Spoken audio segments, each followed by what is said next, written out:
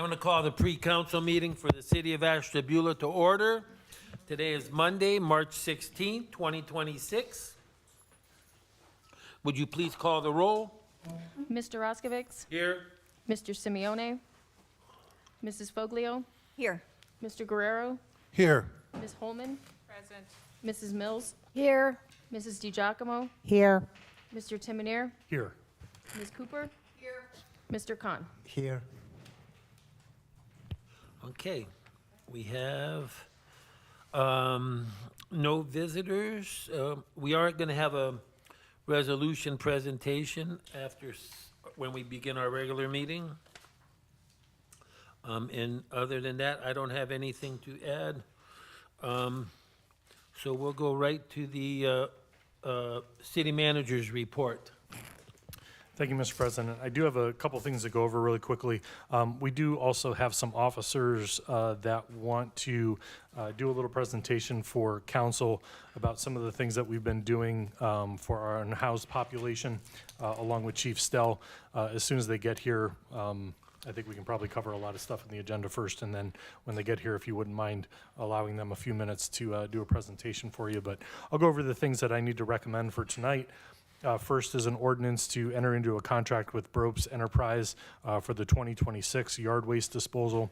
These are the grass clippings, leaves, trees, limbs, all the stuff that we pick up or that's dropped off to the Public Works Department that we bring out there for compost. Next is an ordinance to purchase 3 used police vehicles from the Geauga Board of County Commissioners. The Geauga Sheriff's Department has just purchased new vehicles. Our staff has been there along with staff from motor maintenance to view these vehicles. They still have some useful life for us in them.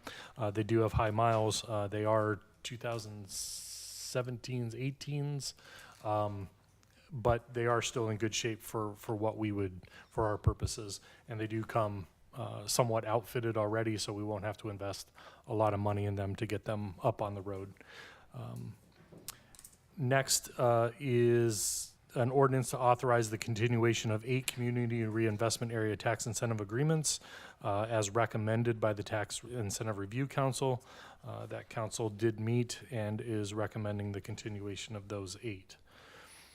Next, water pollution's done some spring cleaning, so it's an ordinance to authorize disposal of obsolete and unneeded equipment from water pollution control.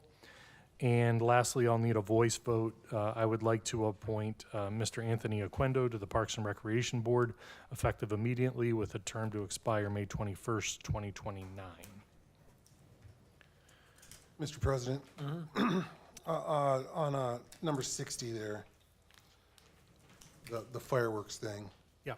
Well, how much is the total bill for that? How much are we paying? And So the total bill is $12,500. The Park and Rec Fund contributes $7,500 each year, and the LBCA contributes the other $5,000.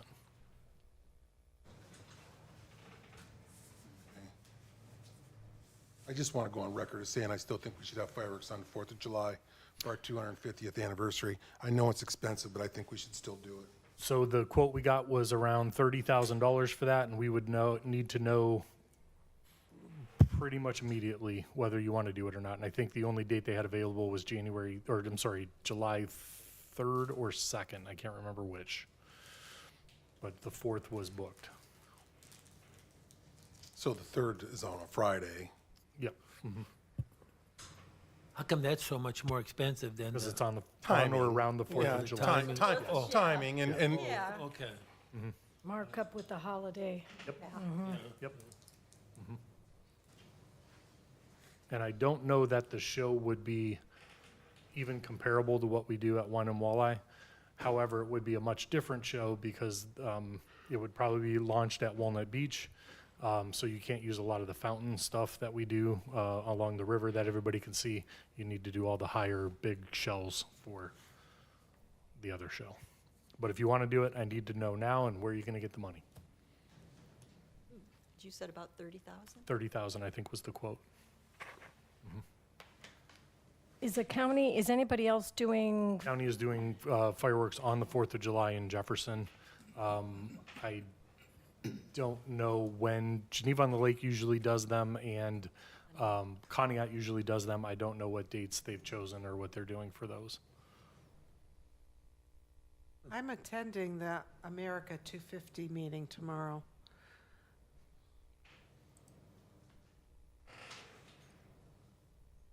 And the Wine and Walleye one is the end of August, July. or the end of July, that we're doing those.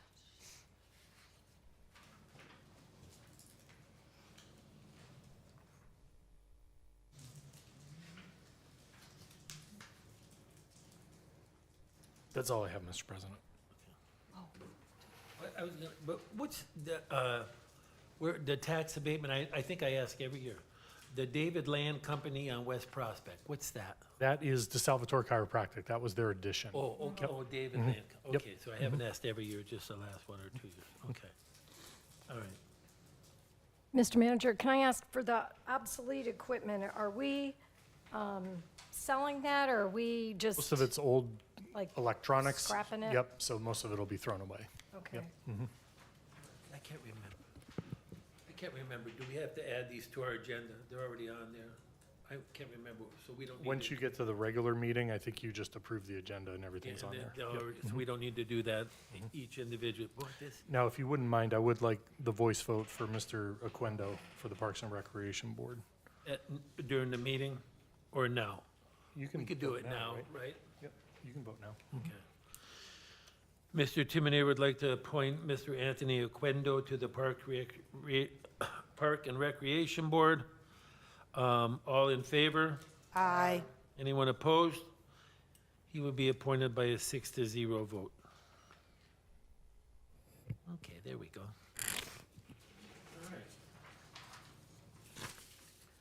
right. I do have a question, and if this is not the right time, just let me know.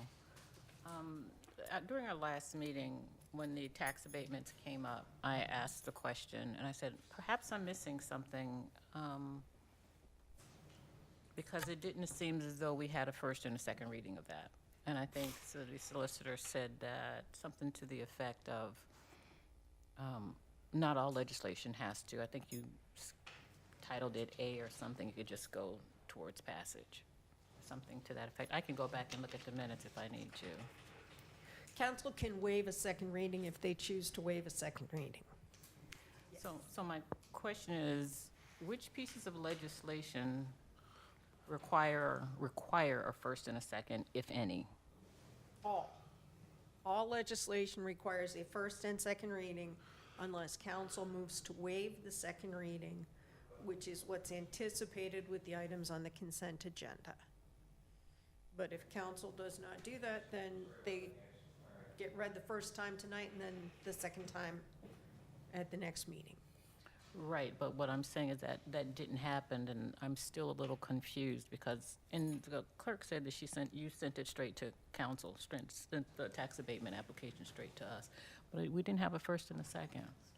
And I'm still at a loss as to, It's up to council to, if council wants the second reading, then don't vote to waive the reading.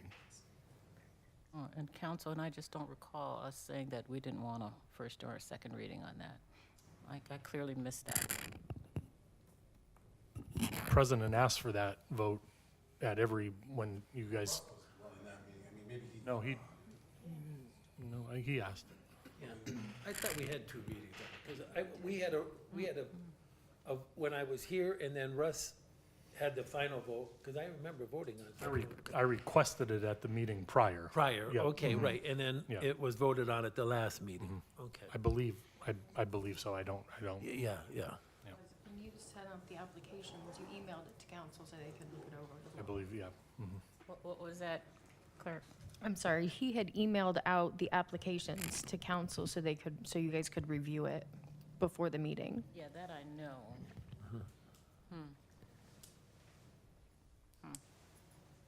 Still not right.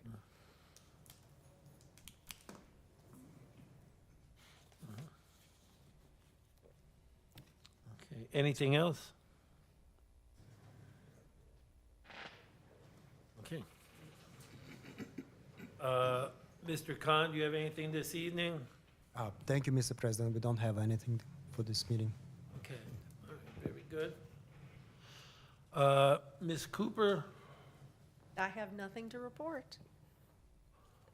Oh, we might as well just go home. Ms. Milberg, you have anything? I have nothing to report. Okay. No ribbon cuttings? This will be our first time in a while with no ribbon cuttings. So, okay. All right, so we might as well go on to our committee reports, okay? And are we gonna have a presentation? Okay, so whenever, just let us know. Okay, whenever, no hurry. All right, community development, economic development. Yes. The Community Development, Economic Development, and Parks and Recreation Committee met on March 4th. We had a really informative presentation from Kelly Sposito, Executive Director of the NEO Fund. She shared how the organization supports entrepreneurs and small businesses across the Ashtabula County through mentoring, business planning, assistance, and startup education programs. The NEO Fund has helped facilitate more than 77 small business loans, helping many local businesses get started or expand. The city manager also shared several updates since January 1st. The city has issued 89 code enforcement notices, many resulting from resident concerns and proactive inspections. We also heard that 6 Main Avenue property owners are preparing to move forward with facade improvements through the Appalachian Community Grant Program, which is great progress for that corridor. There were also a few transportation tourism updates. Go Bus service has now begun operating with stops on Bridge Street, offering residents additional travel option. Conversations are also continuing about potential Victory Cruise Line visits and a possible future Amtrak connection, which could bring additional visitors to our city. The Parks and Recreation Board brought forward a recommendation to allocate $12,000 in park levy funds for improvements at the Veterans Memorial Park and Lance Corporal Kevin M. Cornelius Memorial Park. The project includes the new memorial markers honoring local service members, as well as patriotic landscaping in partnership with ATEC students. The committee unanimously supported that recommendation, and I will be bringing that to vote, council vote also. I'll be bringing that out of committee. And finally, just a reminder that the city cleanup will be held on May 9th, and the Memorial Day Parade will take place May 25th at 11 a.m. If anyone knows organizations or groups interested in participating in the parade, please feel free to reach out. Our next committee meeting will be April 1st, when we will hear a presentation on Welcome Home Ohio Housing Initiative. That's it. So do I bring that out, do we make a motion for that to go to vote now? How does that work? Should that be now or number 6?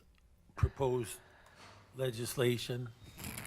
Mr. President, if I'm not mistaken, we don't need actual legislation for this, but what we were looking for at a committee was just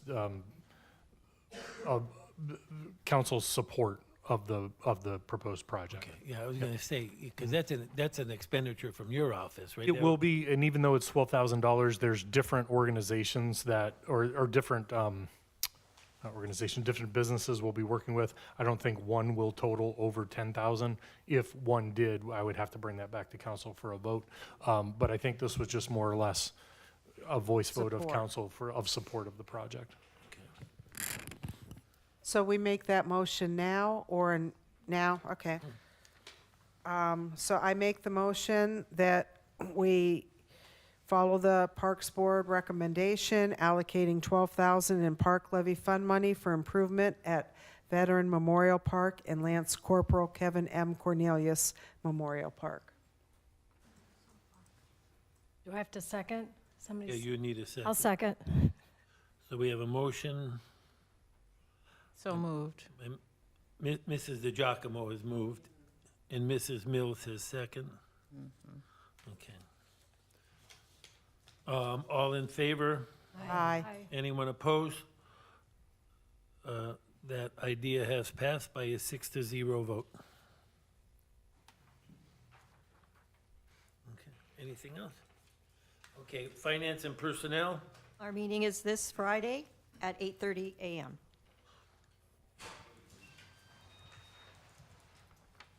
Public Works and I do have a Schools? question about finance and personnel. I'm not Okay. sure if it goes to Counselor Fogley or to you, Mr. Roskovich. But after the last executive session we had there, I received an email about coming to the finance and personnel meeting. I didn't quite understand what my role would be. So I'd just like a little clarification. I'm happy to come, there's not a problem. I'd just like a little bit more clarity around the expectations. I think at that meeting, you had passed out a paper with some policy recommendations and policy ideas, however you would like to word them, and which is not an executive session topic. And so I suggested then that if you wanted to discuss those policy ideas or suggestions, you would bring them to the Finance and Personnel Committee. The primary reason for that executive session was simply to share the results or the information so that council could discuss. At that point in time, it didn't have any policy implications at that time. So then I guess there's nothing to bring to the Finance and Personnel Committee. However, there was a desire for conversation or discussion around what was presented. Is that where you were hoping to have at the Finance and Personnel Committee, or am I misguided? My concern, as I expressed before that executive session, and I expressed during that executive session, that what was being discussed was not executive session material. And so I was trying to accommodate your concerns by suggesting you bring them to the Finance and Personnel Committee, because I didn't believe, and I believe other counselors felt the same, that was not an executive session discussion or material. So I think then I suggested, if you want to have a discussion about some of the things you were bringing up, maybe bring them to the Finance and Personnel Committee. Before we close this out, I do want to say that we had cleared this through our city solicitor's office, that it did deem itself to an executive session. I think that night you asked for an executive session for personnel, and I think I know I asked that wasn't enough. There had to be a specific topic to be discussed, and none was forthcoming, so I think the executive team or administrative team suggested, what was it, dismissal, maybe personnel dismissal. I think when we went into the executive session, I don't think that was a reflection of the reason we went in there, and so that's why I suggested that if you wanted to talk about some of the things that you were bringing up, personnel and finance would be the place to do that. And I just want to add, before we close this conversation, that it was presented to council, and council voted, and the vote did carry. But I'm happy to continue the conversation in committee if that's what council, The vote to to carry. go into executive session. Right. Under false pretenses, that what we were going to be given in executive session is not what we actually received. There was no false pretenses. All along, I had stated I simply wanted to share the results and the summary and the outcome of the interviews. And that's exactly what I did. It was your summary and your outcome. We didn't see anything signed by the people that were there, that gave the It interview. wasn't We don't know the asked. dates, we It don't know wasn't where they asked. took place. I'm happy Oh, to, would have been happy Yes, to I provide would- in all that fact, information, but wasn't asked I of me would in like to advance. make a records request for all of those documents, please. You don't have Can to I make do a that vote. now, or- I'd be happy to do that. And I said during the meeting, for everyone who was there, that I provided a summary. However, if counselors wanted additional information, more specifics, I would have been happy to provide that. Well, I'm asking for it now. Please. Okay. And be in at the end writing? of the meeting, I did also say that I think there were quite a few missteps. And so for the purpose of learning how to do things appropriately, that I would ask through our counselor's office, a bit more training or review or something to that effect. And hopefully, that'll be forthcoming soon so we can get this cleared up. So, thank you. But, I'm sorry, I didn't hear that part. I'm sorry, Ms. Holman, I didn't hear that part. You want a training on what? I said that I think that there was some missteps, and there's an opportunity for some learning for all of us. And I did ask that some additional direction and guidance be provided so that all of us counselors can know what the missteps were and how we could correct them for the future. Okay, Public Works in the Cables and School Committee? Yes, our meeting is next Tuesday, March 24th, here at 8:30 a.m. What day, I'm sorry, Jody, what day? The 24th? Oh, I next- see it right here. Next I'm sorry. Tuesday. Thank you, Jody. Yes. Mrs. Mills, thank you. Okay, Safety Forces? Yes, Mr. President, I do have a small report. We met, excuse me, on the 12th of March, and the Chief Stell from the Ashtabula Police Department gave a kind of a small report on the homeless outreach effort by the PD, and his people are here today that are going to expand on what he talked about earlier in the committee meeting. He did say that he estimated that the current homeless population is less than 50 in Ashtabula right now. But very hard to track that, especially in the winter months. But that's kind of where we're at right now. Other police activity, they've been doing a lot of target traffic enforcement, and those have been conducted on West Avenue, Main Avenue, and Bridge Street so far. The next planned enforcement will return to Bridge Street.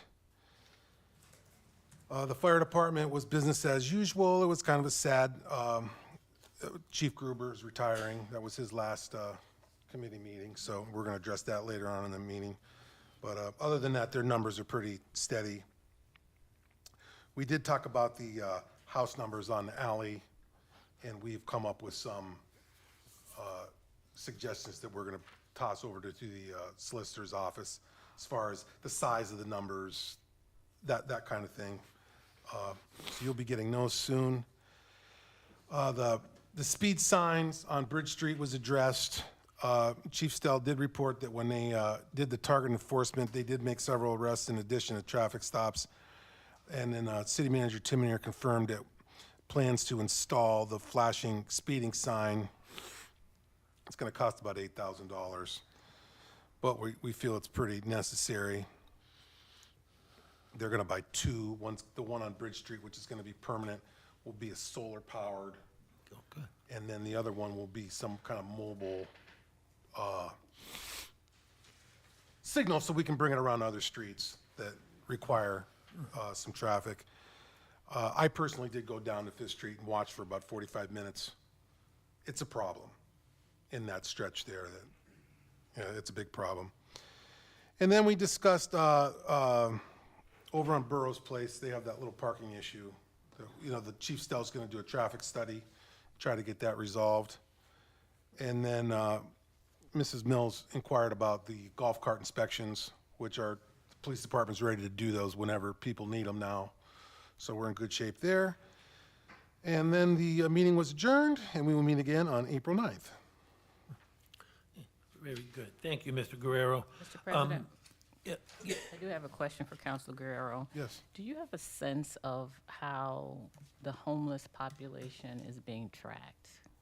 Well, I think the APD officers are here tonight, and they're gonna expand on that. Chief Stell gave us a little overview at the meeting, but I know City Manager Timoner's allotting some of his time for these guys to give their presentation. I think they're gonna And thank you. handle that. I had a question about the sign for Bridge Street. Is that the kind when you drive by and it says like you're going 35 and that kind of stuff? Okay, that'd be good. That'd be a good thing to have there. Okay, all right. Mr. Very- President? Yes. And I noticed afterwards, I looked back at the legislation on the golf carts, which, you know, the weather changes and we'll have like a 70-degree day, but does it officially start May 1st? that- Whatever that date is in the legislation that you Is that guys what it is? chose. May 1st? Okay, I think it's May. okay. Okay. I know because they've been out everywhere, but, Yeah, I think I saw that, yeah. and I know he said they're ready to inspect and get their stickers, and so that's a good reminder. Thank you. Chief, would you like to do your presentation now, begin?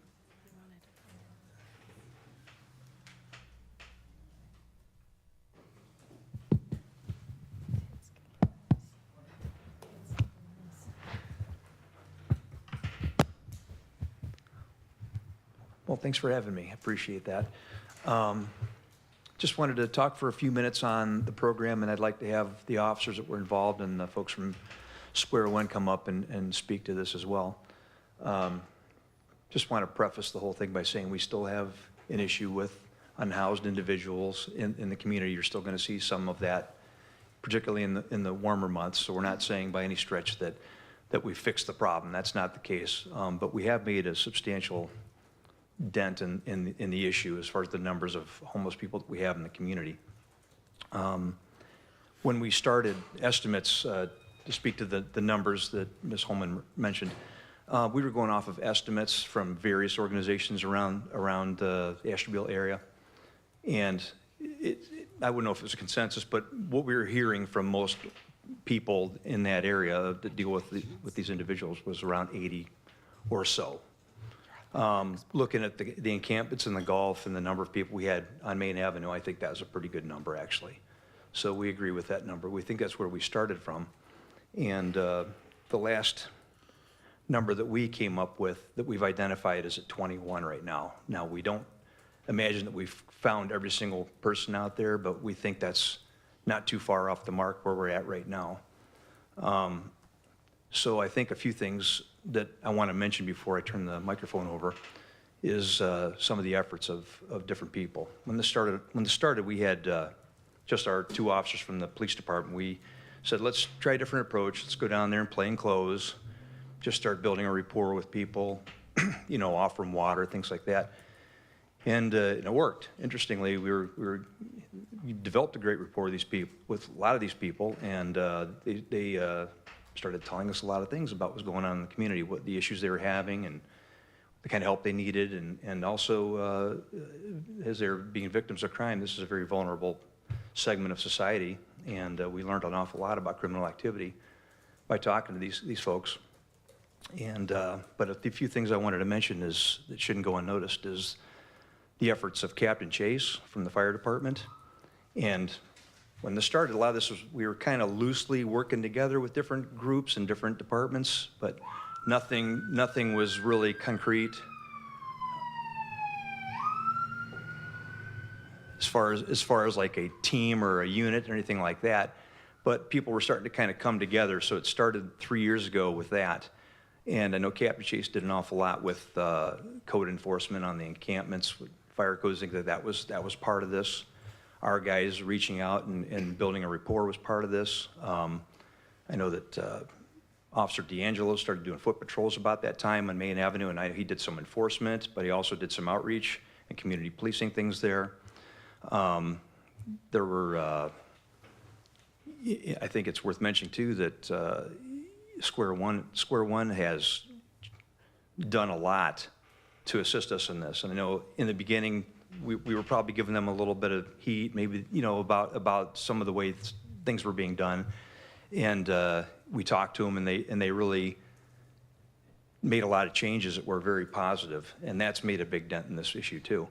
So one thing we've noticed that's very, very substantial to us is that the people that we're coming across are primarily people that are from Ashtabula, or the Ashtabula area.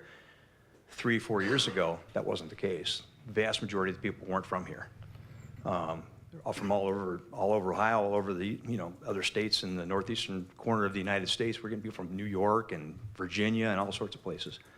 And we're just not seeing that now. So I think the guys have done a great job. And at this point, we've built on what we started. And the team now has multiple different agencies involved. And we're up to, I think, 9 or 10 people as part of the team. And I can say that the Square One people, folks from Square One, they actually went down into the Gulf with us and assisted with that. So they've done a fantastic job, and I wanted to make sure they were recognized. And from that point forward, I'll turn it over to these guys. I'll tell you a little more detail. No.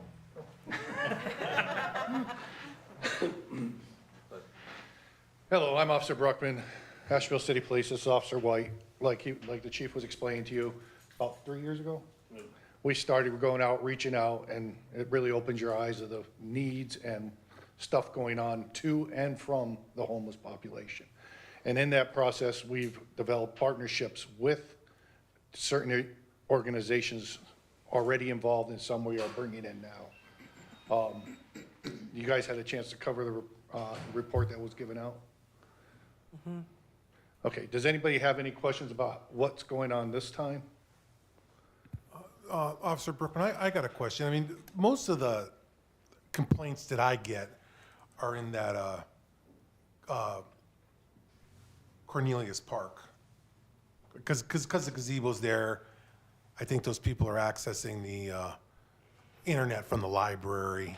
I mean, I understand why they want to hang out there, but there's a little bit of electricity, is there on that? Yeah, they usually use that for So, charging. how are we going to address that this summer? We've been addressing it for the last 3 years. As we see them, if they're not using the park as it's intended to, like if they have their backpacks, all their belongings, they're taking up the whole pavilion, we tell them they got to move on their way. The park is made for usage, not, lingering and staying around of that sort. Thank you.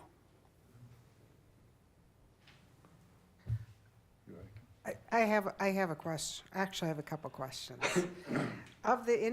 First of all, thank you. I just want to say thank you. You've seen a problem and you're addressing it, and I appreciate it.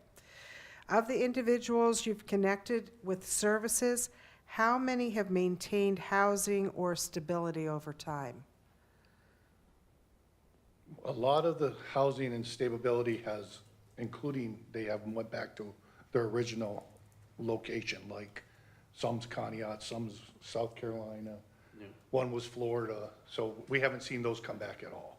Okay. Some don't refuse the help. Some don't want help. That we continuously reinduce them to rehabilitation, psychiatric services, stuff like that. So for actually a number of reoffenders, it's hard to say.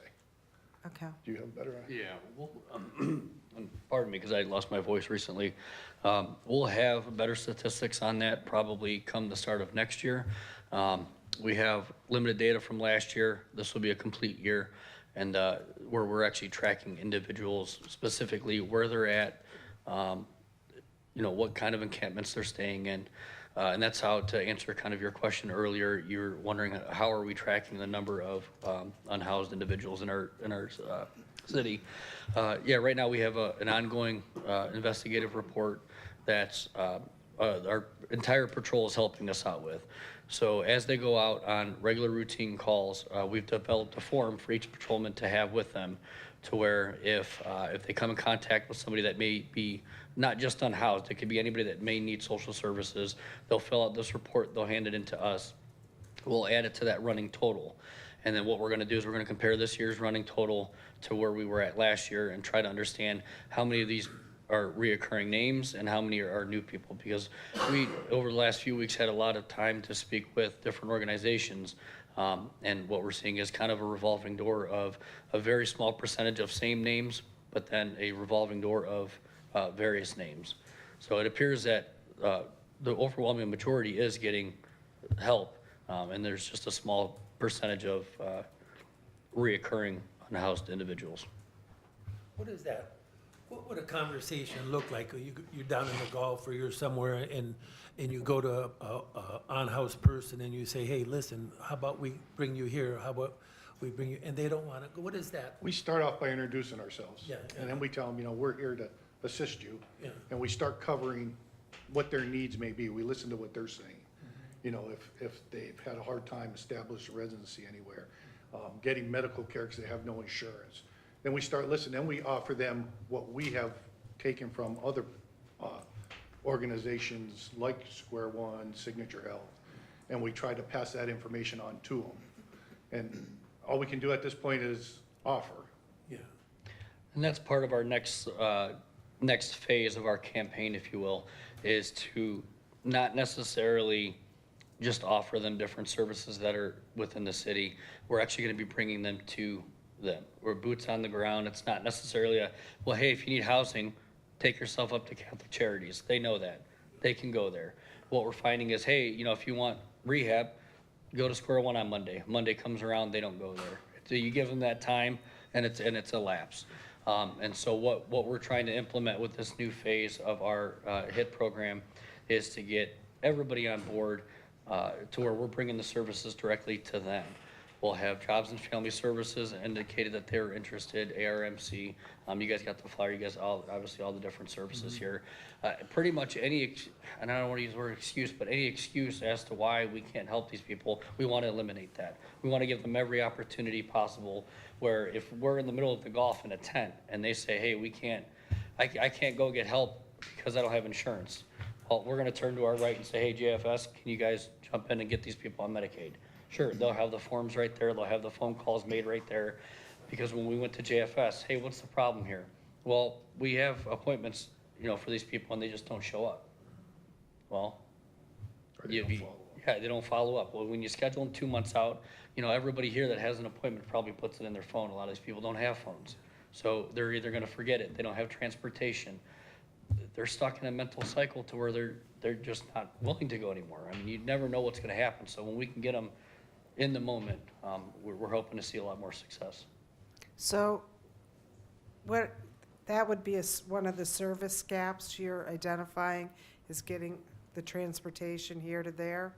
Yeah, we've identified quite a few different gaps, which is why we'd like to expand it further than just law enforcement approach. It's going to be a multidisciplinary team because, you know, when they were coming out with us last summer, I mean, we found somebody in the woods that needed some pretty good medical assistance. And luckily, Square One provided a nurse with us that day and was able to help this lady out. And so, you know, that really opened our eyes to, you know, it's not necessarily just you know, they say it takes a village. It takes a multidisciplinary team from various angles to try to resolve this. We could be there for the security element and for criminal activity, but really social service is what these people need, you know? I do have a question, and I echo Councilor DiGiacomo's appreciation for you all supporting this issue in our city. Did you say that you actually see identification from them? We don't force them to. Some have offered it. Yeah, you know, a lot of times they provide us their information, but we don't say, you got to give us or you're going. That's not our intent. Okay, and that helps me understand how you Yeah, will attempt to. it's more of like to a track conversation we're your having now. baseline numbers so that you can see if there's been any change. Oftentimes we recognize the individual too. There's oftentimes we'll come in contact with somebody and we'll already know who they are from prior interactions. But yeah, you know, the conversation is really low key, you know, down to earth. Hey, you know, how do we get to here? You know, do you mind talking with us for a little bit? And you know, how can we help you? You know, if you needed one thing today, what would that one thing be? Sometimes it's water. Sometimes I just need a cigarette. Sometimes I just need someone to talk to. Yeah. That's what we're here for. Yeah. You know? Okay, and something else you mentioned that about this time next year, you'll be able to check again. Is the plan to do an annual, semi-annual, or how frequently do you intend to check? Because to me, this is the only way we can compare some data to see whether or not we're making improvements or running into additional challenges. I think we'd be willing to look at the data whenever you guys feel needed. If you guys want to check in 3 months and say, hey, can you guys take a look at it? Our report is going to be yearly. So we have, you know, a 2025 report, 2026 report, and then a 20. So that's how we're categorizing it. But as we're inputting people into the system, we're putting dates, locations, things like that, so we can get a kind of a feel for what our population's really doing here. Okay. And one final question, and Mr. Timonier, I might need your assistance with this because I'm trying to connect some dots. If you're tracking our unhoused, and again, you appreciate that, there was a recent conditional use of a warming center in Ward 3. My wonder is how can you track whether or not folks are on the sex offenders list so that we're aware in case, so that we can prevent unfortunate situations from happening? Do you want to explain the vendor list that everybody can look at? Yeah, there is a registry available to everybody online. It's public record that, you know, whoever's operating these shelters should probably do their due diligence into looking into these individuals that may be on that registry list. But everybody in here has access to a sex offender registry list.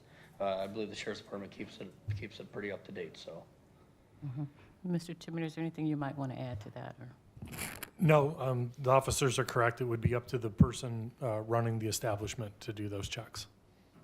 And if they don't?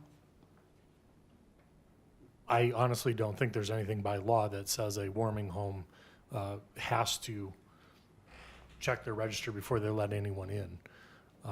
So it's going to be the policy of the warming house, how they allow people to stay with them.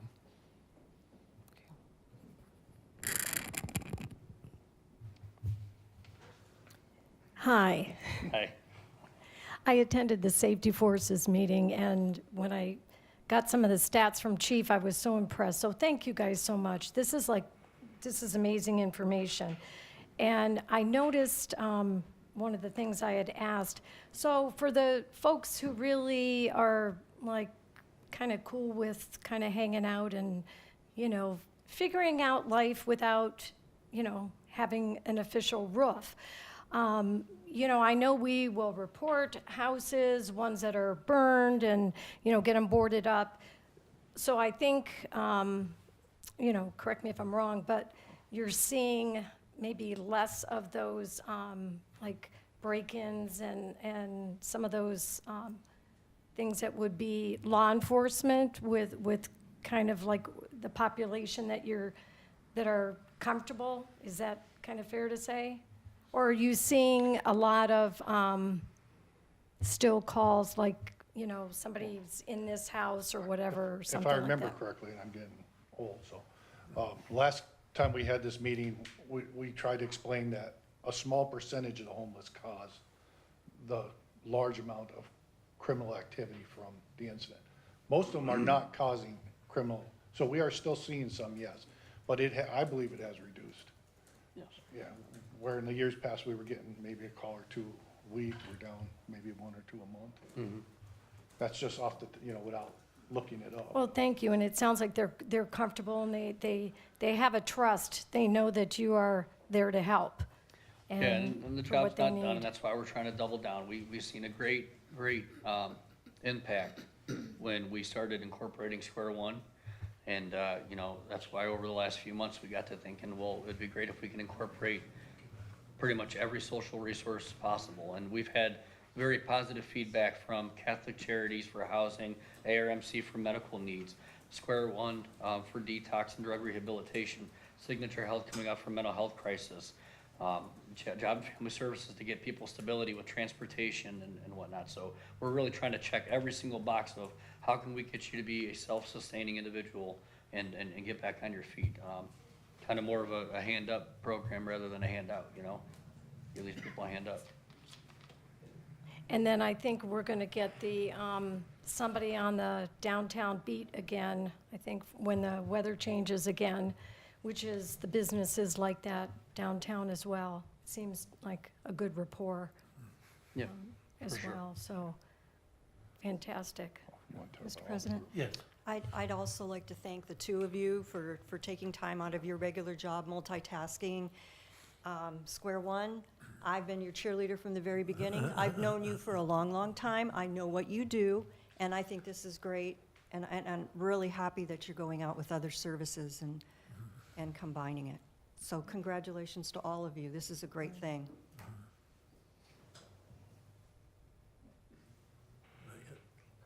Go ahead. Are you gonna contribute? Okay.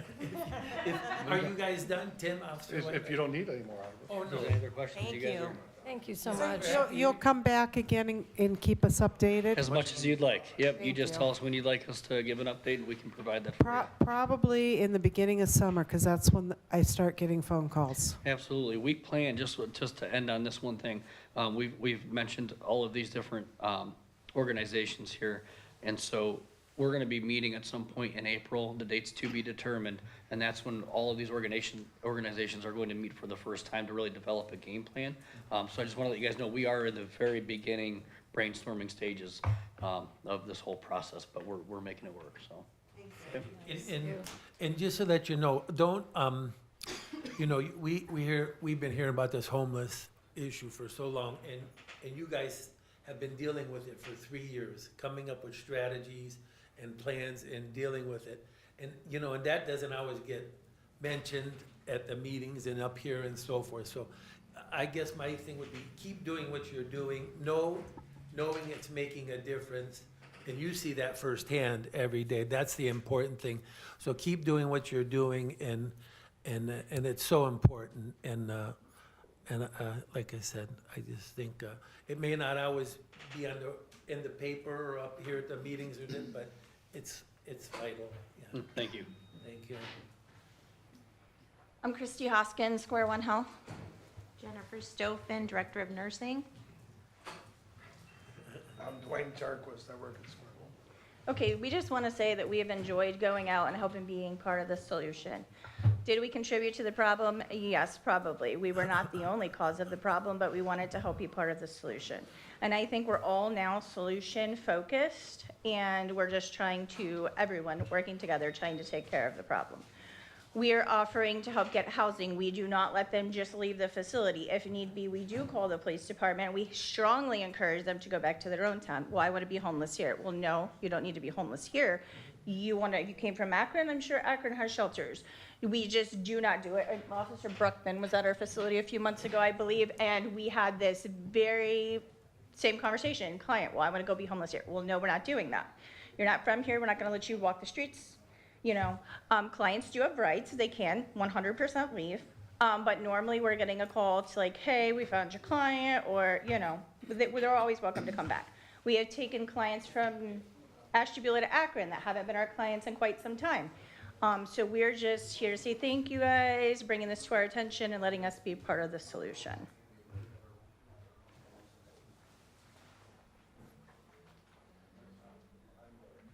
Just a couple of things at the end here.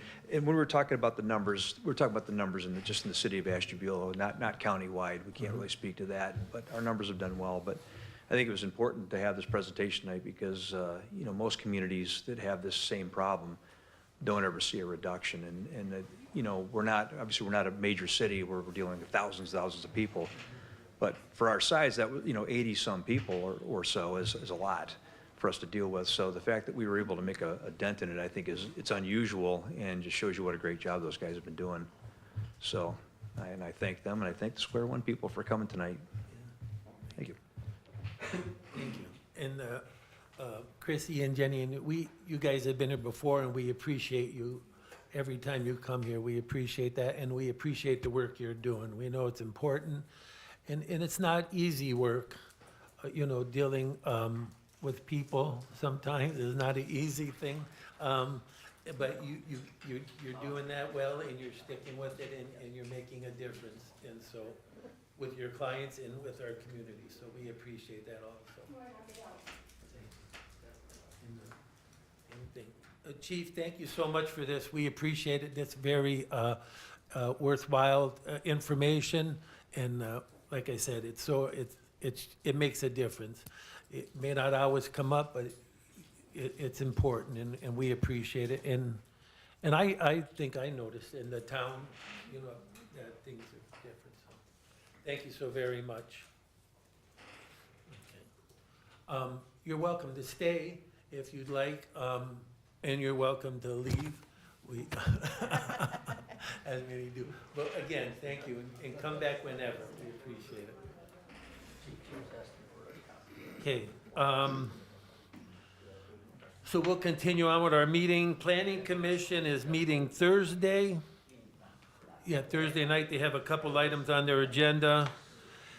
Historic Preservation met last week. They did have, I think, one or two, trying to remember, businesses from Main Street who came down to the Historic Preservation Committee, which is a good thing. That'll be a good thing. Get some uniform guidelines and improvements in that area. Okay. There's time for discussion of new business and proposed legislation. Is there any? Mr. President, Yeah. like, we don't have it all written out yet, but we're going to be giving the solicitor the proposed legislation for the house addresses on the alleys. Okay. So we'll get that, and that'll probably be a 2-reading, I would imagine. Right, and what we discussed was making it effective September 1st Okay, to give people all summer to they do. implement it. Okay, good idea. Okay. All right, is there any old business or legislation on tonight for a second reading? I don't think I saw anything. Is there one item for a second reading? Oh, yeah, medical mutual, for the city employees, okay. Mr. President, did we ever find out how much that was for each employee? I know it says no. I didn't, I believe it's 30,000, but I didn't, I will get that for you. Okay, because I looked back, I had those insurance policies. The last one I had was 35, and that was in 1994. So I just wondered if it was the same or it went up or. That's pretty generous. It is very generous. Pretty generous, yeah. Didn't you keep that as a retiree? Or Yeah, I kept it. I did, I don't know. you just have to keep paying for it yourself? No. Once you terminate, your insurance is done. You can't keep a policy on. Mr. President, I do have something with old business. At our last meeting, when we were discussing cell phones, it was said that none of the surrounding areas offered cell phones, only the commissioners. But I got a text during the meeting that Ashtabula Township they do have cell phones provided. So I just wanted to correct that for the record. Okay. Thank you. I do have a question. And I'm not sure whether this is for the finance and personnel or Mr. Timonier. In talking about the insurance policies, and I just overheard once we're terminated, the policy terminates. Do we have any conversion policies once folks leave employment with the city? Is the policy one such that it can convert and they can continue if they so choose to? Mr. President, companies are required to offer a COBRA rates to employees. So if they want to continue on, they would have to pay their premiums to do so. It's typically not done in retirement, but if somebody either resigns their position,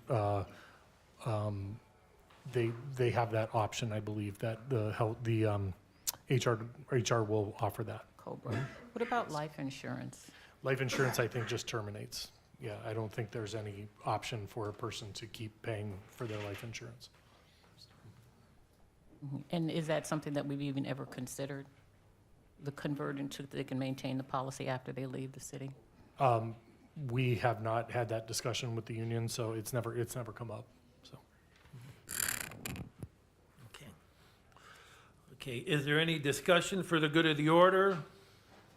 Mr. President, Yes. I'm not sure if this falls in this category, so you can tell me, but I was contacted by Mr. Phil Tomko of ARMC. He does the cancer outreach. And they're going for another grant, so was checking to see, the last time had asked for some council support on that. So can I read you the info? that he sent to me. And that would be that if council was in a agreement, like we did the last time, they could sign. Okay. So this would be if it was on behalf of our council to offer support for it's a mobile mammography service and additional various screenings provided through Cleveland Clinic Cancer Community Outreach Program. Access to preventative cancer screening remains a critical need in the communities we serve, where barriers such as transportation, cost, limited health literacy, and work schedules often delay timely screening. The Cleveland Clinic Mobile Mammography Unit and local support address these challenges by delivering high-quality, evidence-based screening services directly to neighborhoods, workplaces, faith-based institutions, and other community settings, making care accessible and meeting individuals where they are. And that kind of, we were just sort of talking about that with some of the unhoused population, meeting people where they're at. Through the partnership, the Cleveland Clinic Mobile Mammography Services, in conjunction with local funding, have increased access to cancer screening for uninsured and underinsured, reduced geographic transportation barriers, provide culturally responsive cancer education, and the significance of early detection, strengthen trust between healthcare system providers and the community, connected patients to timely follow-up care as part of the continuum of care. We have witnessed firsthand the program's impact on increasing screening rates and promoting early detection, leading to improved outcomes and reduced disparities in cancer mortality. The dedication of the Cleveland Clinic Community Outreach Team to collaboration, compassionate patient navigation, and patient-centered care makes this service both effective and sustainable. Coordination of education, scheduling, screening, and follow-up ensures that individuals are supported across the full continuum of care. So it would say we strongly support the continued funding and expansion of mobile mammography services to ensure equitable access to preventive breast cancer screening throughout our region, and remain committed to advancing early detection and improving community health outcomes together. And I believe it would be for 2 mobile units. So we do have, I think, Ms. Milberg, we do have those to sign if council wants to read these or after. Is that how I do that? Ms. Milberg? I think so. I think if you just ask for, a supportive, a voice vote in support, and then council can sign the letter, and I'll make sure that Mr. Tomko gets it. Okay. Okay, so with that information, that's what it is for, they're going for the grant for the mobile mammography unit. So I'd like to ask for a voice vote for support, and this would be in Ashtabula. Okay. You need that as a motion? And then I'll second Mrs. Mills' Okay. motion. All in favor? Aye. Anyone opposed? We will have that letter written by a 6-0 vote, and then councilors will take opportunity to sign that to endorse their And I thank support. everybody, and Mr. Tomko's been doing a lot of outreach in the community. So if there's anybody else who has anything else health-wise or whatever, Mr. Tomko's a great resource in the community. So if you have any other ideas of things that are needed out there, you can let me know. I can facilitate it through him. Thank you. Mr. President? Yeah. I have something that I think I'm jumping backwards out of order. I just have one question, and maybe this is something that would go to Public Works. But my question is, does the city have a policy requiring utilities to restore the entire lane rather than just patching the cut? Mr. President, Yes. no, we don't have one that restores the full lane. Typically, it will depend on the time at which we pave the road, how how long prior to paving the road when there's a major utility cut. For instance, the trench that they put in Carpenter Road, we worked with Aqua to pave half of the road. We did the same situation down on Columbus Avenue where they paved half the road. So it depends on the size of the cuts that they're doing and how frequently. We have run into some issues right now. Aqua has received a grant which they have to perform quickly to replace lead service lines, which is a very good thing in our community. Unfortunately, they're cutting some roads and making what they consider potholes close together on some of these roads. So we're having conversations with them about how we're going to restore those once the projects are done. Thank you. Thank you. Okay, anything else? Okay, we will adjourn our pre-council meeting.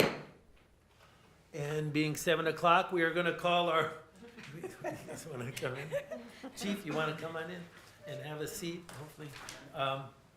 Everyone can come in, they wanna come in? That's a- Well, good, how nice, yeah. Oh, look at You guys can sit in the front. Yeah, come on up front. There's a lot of room Yeah, up front come here. on in.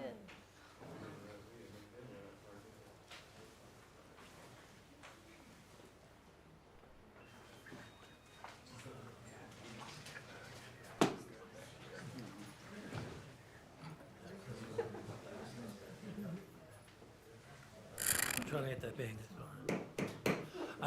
I'm going to call the council meeting for the city of Ashtabula to order today, Monday, March 16th, 2026. At this time, if you would please stand for the prayer and the pledge, and if you would remain standing for a moment of silence. Heavenly Father, we ask you to let your inspiration precede this council's actions and all present here today, and your assistance further us so that every word and work of ours may take its beginning from you, and so begun, may through it you reach its completion. Amen. I pledge allegiance to the flag of the United States of America and to the republic for which it stands, one nation, under God, indivisible, with liberty and justice for all. And if we could just have a moment of silence, the recent passing of a former council person, Alice Cook, who served on council, I believe 2013. She served a term beginning then through the 16th, 17th. She served on council for the term, very nice person, very professional, acting on council, and very concerned about our city. So if we could just take a moment to remember Alice this evening.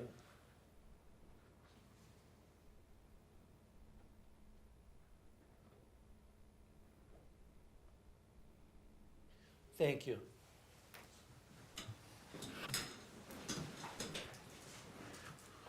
We will call the roll, please.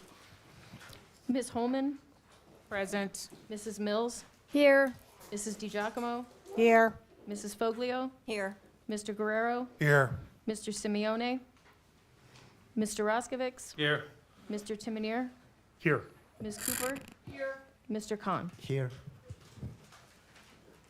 May I have a motion to excuse Mr. Simeone from tonight's meeting? So moved. Second.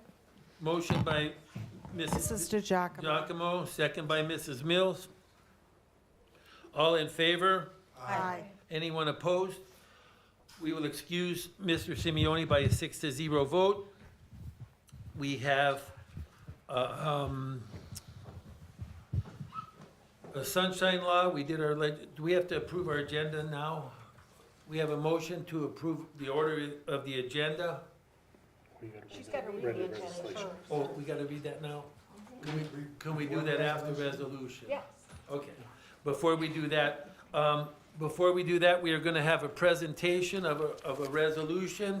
It's one of those we call good news, bad news things. Good news for Chief Gruber, who's gonna be retiring, and we wish him all the best. And we know he will enjoy that and have a good time. Bad news for the city, because we're gonna be missing him. and his expertise and his help, so. But at this time, Chief, would you like to step forward? The city manager and Mr. Guerrero would like to present you with a resolution.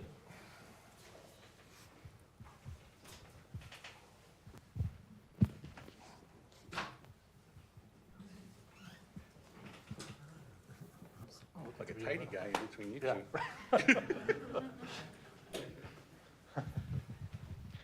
So Chief, it's hard to believe this day is finally here, or coming quickly. I know when you walked in and said, hey, I'm thinking about retiring in about a year, I think you gave me notice about this. And that just goes to show you the caliber of man that Chief Gruber has been to the city.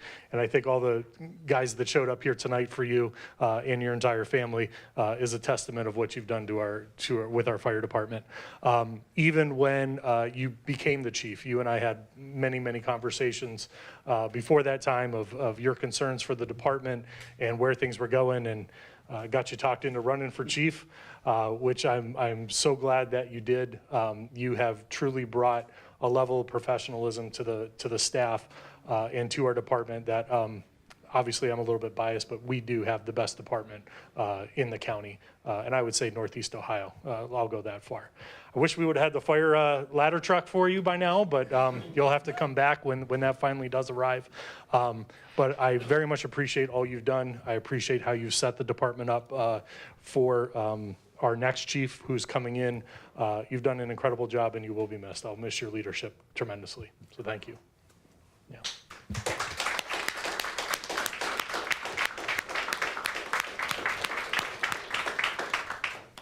So, on behalf of President Roskovich and City Manager Timonier, resolution number 2026-56, a resolution honoring Chief Sean Gruber on his retirement from the City of Ashtabula.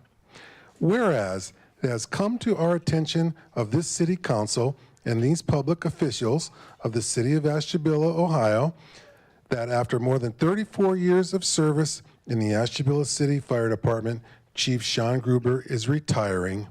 And whereas Chief Gruber started his career in 1992 with the City of Ashtabula, working his way from firefighter to the position of fire chief in 2015.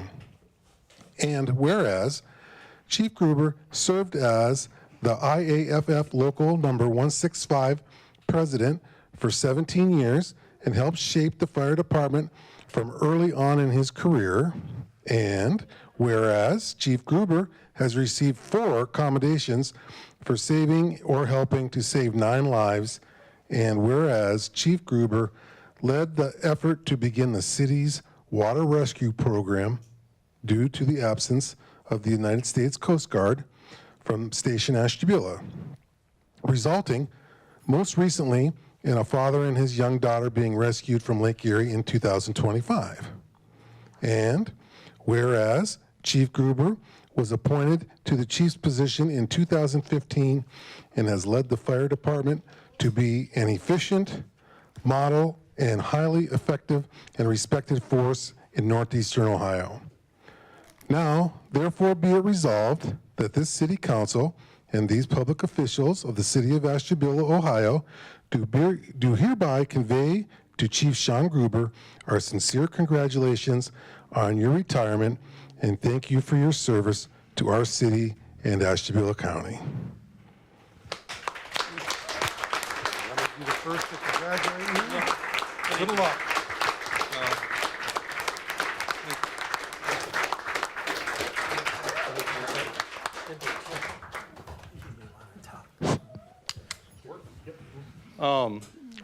So, hey, well, thank you. This is a little bittersweet. I still feel like a new guy, but apparently I'm not. But, you know, none of this could be done without my family. You have to have them there because once you become a fireman, your whole family becomes a fireman. And most people don't know that. But, and then if you look at these guys, I mean, most of the department's here tonight, which I didn't expect. And needless to say, I enjoyed my career. and these guys are the best. I mean, you won't beat them. So, thank you.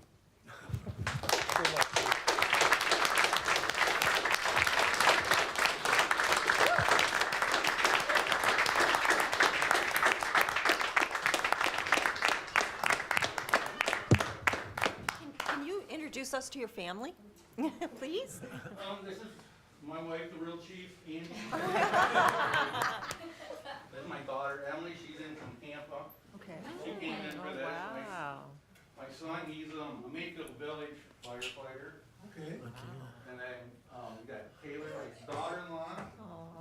And my oldest son is in Pittsburgh. He couldn't make it up tonight, but, yeah, no, just, they grew up, well, yeah. Babies, the babies. These are my grandkids. Levi and Riley.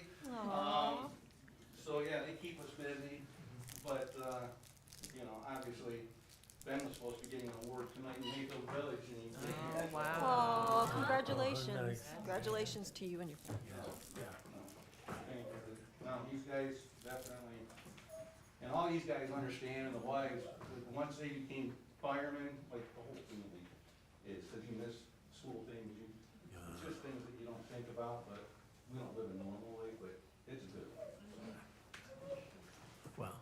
Well, and we decided when the new fire truck comes, we're gonna have a council meeting on the fire truck, so. You can come back and drive us around the park. That would be awesome. I'm super disappointed it's not here. Got no control over it. Okay, very good. So, but thank you all. Thank you.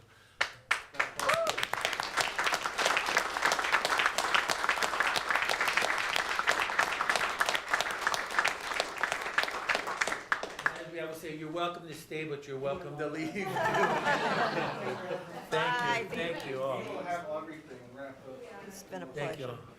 Thank you guys for coming. Thank you. Chief, thank you. All the best, Dave.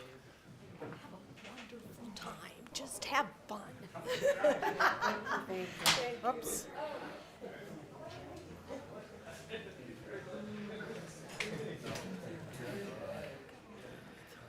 Yeah, it's hard when you're from, okay, now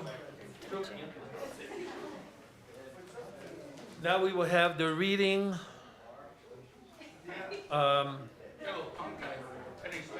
reading of the legislation, would you please? Ordinance number 2026-55, this will be presented for a second reading tonight. An ordinance authorizing the city manager to enter into a contract with Medical Mutual Life Insurance Company in order to renew the group life insurance coverage for employees of the city of Ashtabula. Ordinance number 2026-57, an ordinance authorizing the city manager to enter into a contract with Brobst Enterprise Incorporated for the 2026 yard waste disposal. Ordinance number 2026-58, an ordinance authorizing the city manager to purchase police vehicles from the Geauga Board of County Commissioners. Ordinance number 2026-59, an ordinance granting the Liftbridge Community Association permission to hold the annual Ashtabula Wine and Walleye Festival in the Ashtabula Harbor District on July 24th through 26, 2026, in conjunction with the city of Ashtabula. Ordinance number 2026-60, an ordinance authorizing an agreement with Grand Finale Fireworks in the amount of $12,500 to provide a fireworks display for the 2026 Wine and Walleye Festival. Ordinance number 2026-61, an ordinance authorizing the continuation of 8 Thank you. community reinvestment area tax incentive agreements upon conditions as indicated in accordance with the recommendations of the Tax Incentive Review Council. Ordinance number 2026-62, an ordinance authorizing the city manager to dispose of obsolete and unneeded equipment from the Water Pollution Control Department. Okay, may we have a motion to approve the order of the agenda? So moved. Mrs. Fogler moves. Second. Mrs. Mills seconds. Any discussion? All in favor? Aye. Anyone opposed? We will approve the agenda by a 6-0 vote. At this time, May I have a motion to approve Resolution 2656, the resolution honoring Chief Sean Gruber on his retirement? So moved. Second. Mrs. Fogler moves and Ms. Holman seconds. Any discussion? All in favor? Aye. Anyone opposed? The resolution of honoring Chief Gruber has passed by a 6-0 vote.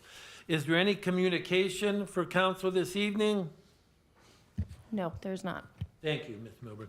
At this time, we will hear citizen comments. Any citizen who would like to speak on the agenda items or on any other item in general, please approach the podium, state your name, some kind of address, information, and share with us your concerns.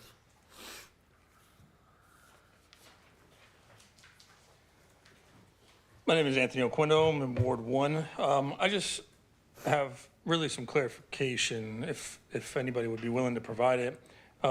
So the Wine and Walleye Festival, that's put on by the LBCA.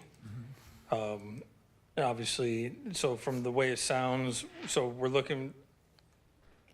council's looking to pass an ordinance for wine and walleye from LBCA, but also the city is providing the fireworks?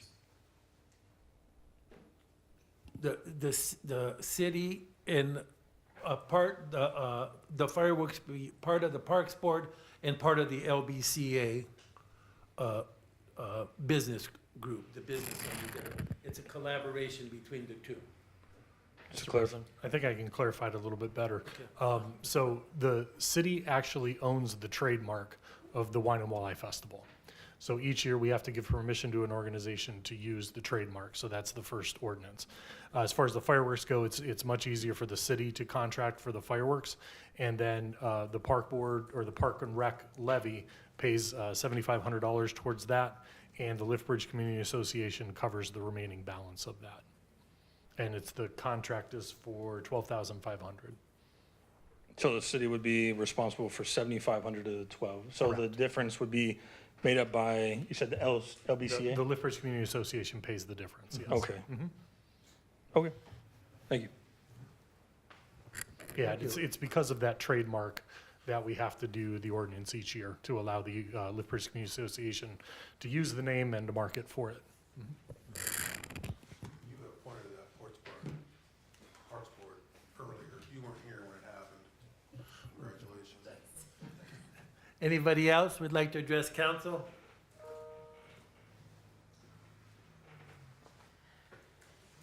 Hello, my name's Sarah Brower, Ward 2, and I live at 1033 East 6th Street.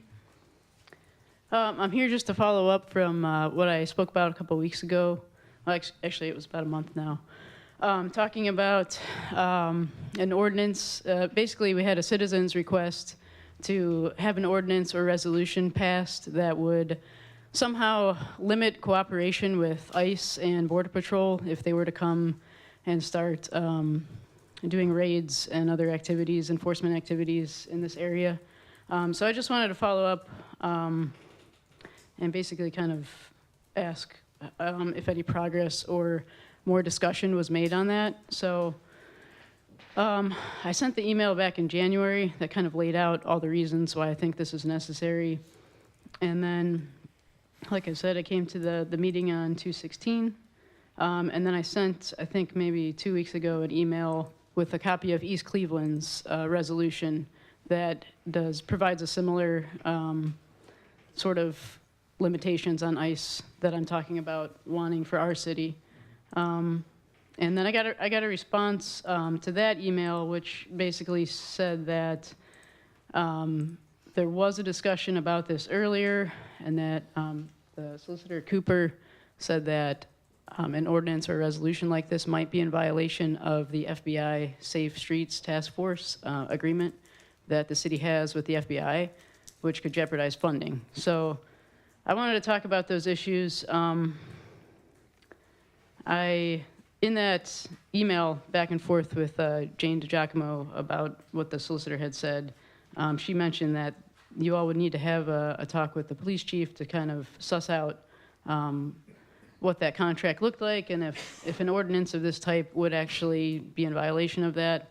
I'm just wondering if that has happened. And then there was supposed to be a discussion of other federal contracts that the city has, just so you're aware of that if it came up in regards to this ordinance. And then I was wondering how much funding is provided by the Safe Streets Task Force contract? Just out of curiosity, like, is it, you know, I mean, in some sense, it doesn't really matter because what I'm asking is something that I think has much larger value than just money, but it would be helpful to know, like, is this something that should really be basically putting a damper on this ordinance, which I think is really important. And then last question is, does Ashtabula have a fair policing policy? Basically, it's, you know, making sure enforcement decisions aren't based on race and other personal characteristic factors. Just curious. I was a little bit disappointed because I felt like in the email responses that I got, it kind of was like, well, you know, we're worried about running up against, you know, legal concerns and violating this contract, and it just seemed like this was like a way to kind of just like, I don't know, avoid the situation, avoid putting any effort towards this. And yeah, I mean, I've stated before why I think this is important, and it's not like this is an issue that's going away just because a lot of ICE agents were pulled out of Minnesota. There's still things going on. There, you know, was a situation in South Burlington. At least the agents there got a warrant for that. So I guess Homeland Security is learning how to do things better, which is great. But basically, you know, I don't think we can be complacent that the issue is solved, and I think we need to do something to protect the people here, and also to safeguarding our immigrant community here is safeguarding everyone. Immigrants provide a huge amount of benefits to our social fabric, to our economy, and more than that, it's just a moral issue of, you know, we are a nation of immigrants, and so what we do as a city reflects who we are as people, and this is just something that, to me, just needs to happen. Another important thing about having an ordinance like this is that it makes Ashtabula less appealing to ICE and the current administration as part of its dog and pony show to meet their quotas, because that's what they have, is quotas on how many people that they need to deport and arrest, which is pretty disgusting if you ask me. It shouldn't be, you know, based on some quota of people. And that's what the $75 billion that was in the big, beautiful bill that went to ICE is being used for. $10 million of that went to a company called Palantir that I'm not sure if you are familiar with, but it's a third-party government contractor, a defense, or I should say war contractor. They do mass surveillance on American citizens, and they're being contracted with ICE right now to help carry out the arrests. But 1 minute? Okay. Yeah. So, yeah. Yeah, so I think more than anything, this is a signal to the community that we stand with our immigrants. We don't want ICE here. We would have something in place, and I realize that there may be some workarounds needed in the wording of it, or whatever you need to do, but I would like to see some kind of effort put forth to make this happen. Are you saying my time's up, or? Yes. Oh, okay, thank you. Thank you, Yeah. Sarah. I don't think I must have missed some emails. I don't think I got the East Cleveland thing. Did you send that to all, or did you just Yeah. send that? You sent it to Yeah. all? Okay. Yeah, and I I'll could- go back and look for it, Yeah. but I don't think I saw the replies. Well, that was I only received a response from Ms. DeGiacomo, so it was. I don't know that you would have seen it. Yeah, I don't but- think I saw those. Okay, no. I will go back and I'll share that again, and I'll also share a letter from the Farmers Union that I have, and I can share other cities. Columbus passed one. Okay. There's Yeah.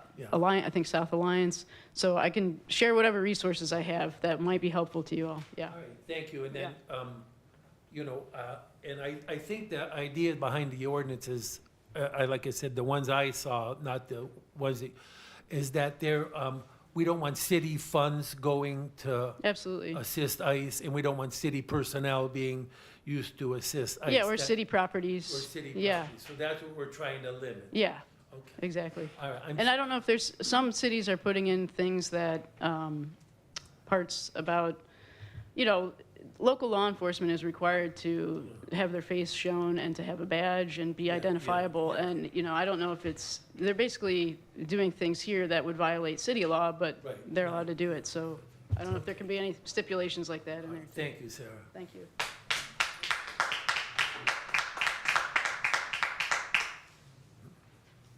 Hello, my name's T. Gallo, and I'm a current resident of Ashtabula. I am a business owner on Bridge Street. I actually owned 3 businesses on Bridge Street. I'm a nurse practitioner. I happen to work at the prison in Conneaut, but I'm not here on prisoner work. This is actually part of Betsy's Bees, which I think you all have heard of at this point. And to talk about the importance, of course, back in January, the Gazette posted that 2 folks were arrested in Saybrook and sent back to Honduras. In the article, it says that the Ashtabula Sheriff's Department had nothing on these gents, but they were detained by Border Patrol and sent back to Honduras, is what the article states. So it is here, and it is important. I'm going to read actually a letter. We've been going to, Betsy's Bees are a group of professionals who are around the whole county. So we've already been to Geneva City Councils, we've been to Conneaut, we've been here, we plan to go to and have other folks. We have folks around the whole county. But here's just a letter from our group that I want to share with you, giving some rationale as to why this is important and timely. And as important as it was to see off our chief fire department hero, really, I think that this is also important for improving the safety and ensuring the safety of our residents here in Ashtabula. Dear council members, we write today to follow up on our citizens' request to prepare for the presence of Immigration and Customs Enforcement and the Customs of Border Patrol in Ashtabula. While we hope that this day never comes, in the current environment, there are no guarantees, and the city of Ashtabula has the duty to protect its citizens, its residents, its infrastructure, its employees from the impacts of Immigration and Customs Enforcement, ICE, and the U.S. Customs and Border Protection, CBP. We request that the city draft an emergency resolution or ordinance that codifies the city's expectations for the behavior of ICE and CBP, as well as asserts our rights as a community based on 3 principles: safety, autonomy, and legality. In regards to safety, in 2025, 32 people died in ICE custody. And by March 4th, 2026, 10 more have died in custody and 2 have been shot dead in the streets of Minneapolis, according to the Department of Homeland Security's own internal records. Reporting on the injuries is inconsistent, but estimates from various sources suggest thousands of people have sustained injuries due to exposure to smoke bombs, pepper sprays, flashbangs, beatings from ICE and CBP agents, and car accidents caused by agent pursuits. Hospitals in cities where there have been ICE surges report treating burns, abrasion, broken bones, blindness, concussions, internal and external bleeding, and other traumas due to the tactics of ICE and CBP. Over 3,800 children have been booked into DHS detention since Donald Trump became president in his 2nd term. More than 1,000 children have been held longer than 20 days, defying the court-ordered limit on how long children may be detained. The lack of consistent uniforms, no identification, unmarked cars, and masks breeds fear in the public as it becomes impossible to know who is a legitimate agent and who is a potential assailant. Real cops don't wear masks. You can ask the folks here. Our community members rely on our police force, and we're friends with our police force. The subpar standards for hiring and training agents put legitimate law enforcement officers at risk because the line between the good guys and the bad guys gets blurred. Journalist Laura Jajid recently reported that she went to an ICE recruitment fair and was hired within 6 minutes without a background check being done. Ryan Schwenk, former ICE attorney and trainer, testified before Congress on February 23rd that he is very concerned by the training of new ICE recruits, their reduced training hours, illegal orders, lack of physical fitness, and no clarity on what their responsibilities actually are. These federal agents are not prepared to interact with the public. Our local police should not pay the price for sloppy practices of the Department of Homeland Security. The city of Ashtabula has always strived to maintain a professional police force, and associating them with ICE and CBP is a disservice to our local department. Legality. The legality of ICE and CBP. Oh. Oh. Anyone want to finish reading this for me?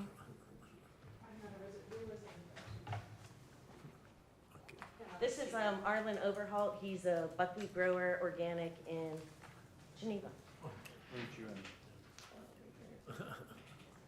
So my name's Arlen Overholt, 6095 North River Road, Harpersfield Township.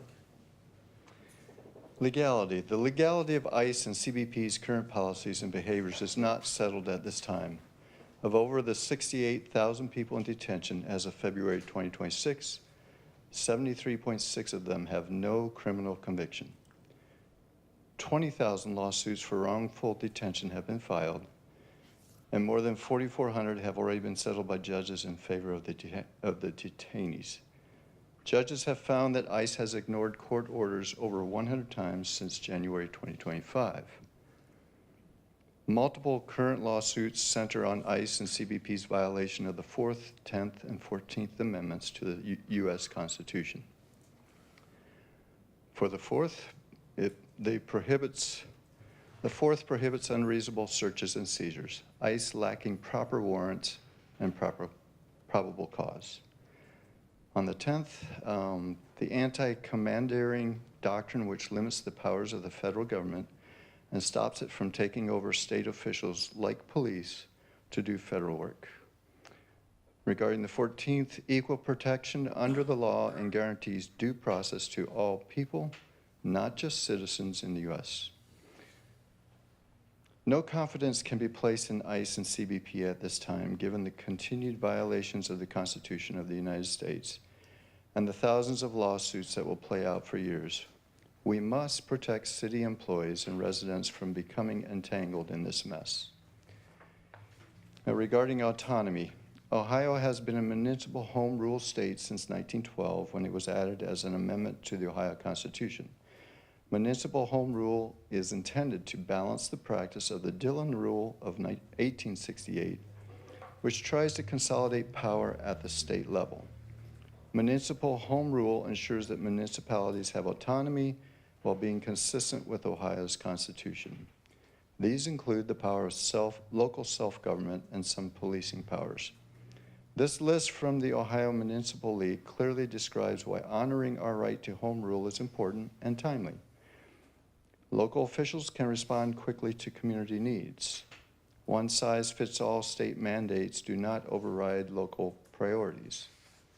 Residents retain meaningful control over their local government.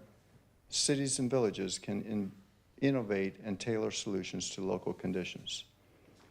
We acknowledge that the legality and autonomy sections are largely under the purview of Ms. Cooper, city solicitor, but we want to make it easy for council members to assess the argument for an emergency resolution or ordinance. The suggestion that such a resolution or ordinance would be immediately bounced out of the courts or put us at jeopardy to receive funds from the government is ludicrous, as there are already such laws in cities and states across the country, including Ohio. Furthermore, municipal autonomy is not a recent development, as the Supreme Court of the United States has ruled numerous times since it adjudicated New York versus United States in 1992, strengthening the right of states and municipalities to limit federal overreach. It is necessary to commit in writing that while our city will not impede the operations of ICE and CBP, which would be illegal, we will not go out of our way to enable them, which is legal and our right.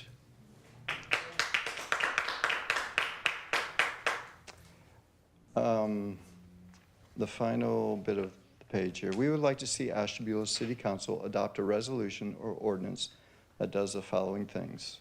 Number one, refuses ICE detainers so that we are not holding inmates past their sentences just to hand them over to the federal government. Number two, states that the city will not enter into the 287G agreements that take our officers and employees off their jobs serving the city and deputizes them to work for ICE. Number three, bans information sharing with ICE and CBP beyond the minimum required by federal law.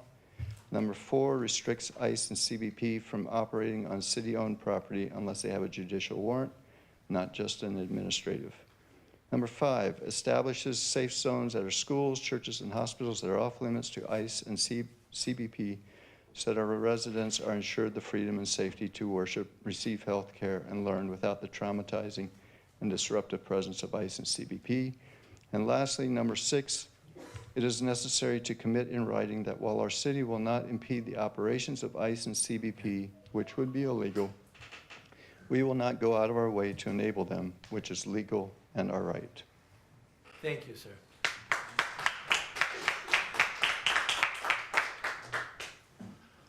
Okay, thank you. Maybe,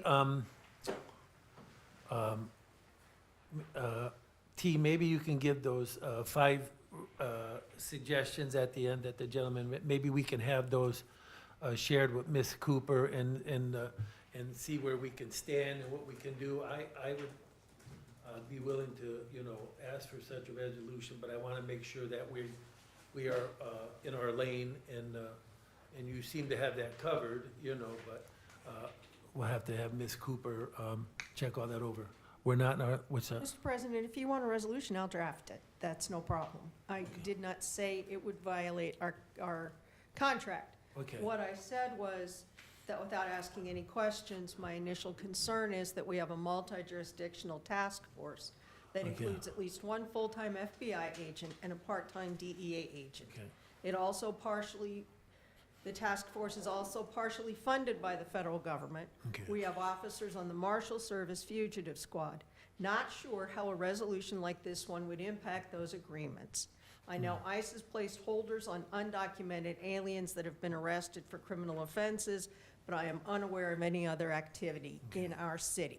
Okay. That's what I said. Okay. I don't know that any conversation has taken place with the chief in regard to what impact, if any, a resolution would have on those agreements Yeah. and on our collaboration with the task force.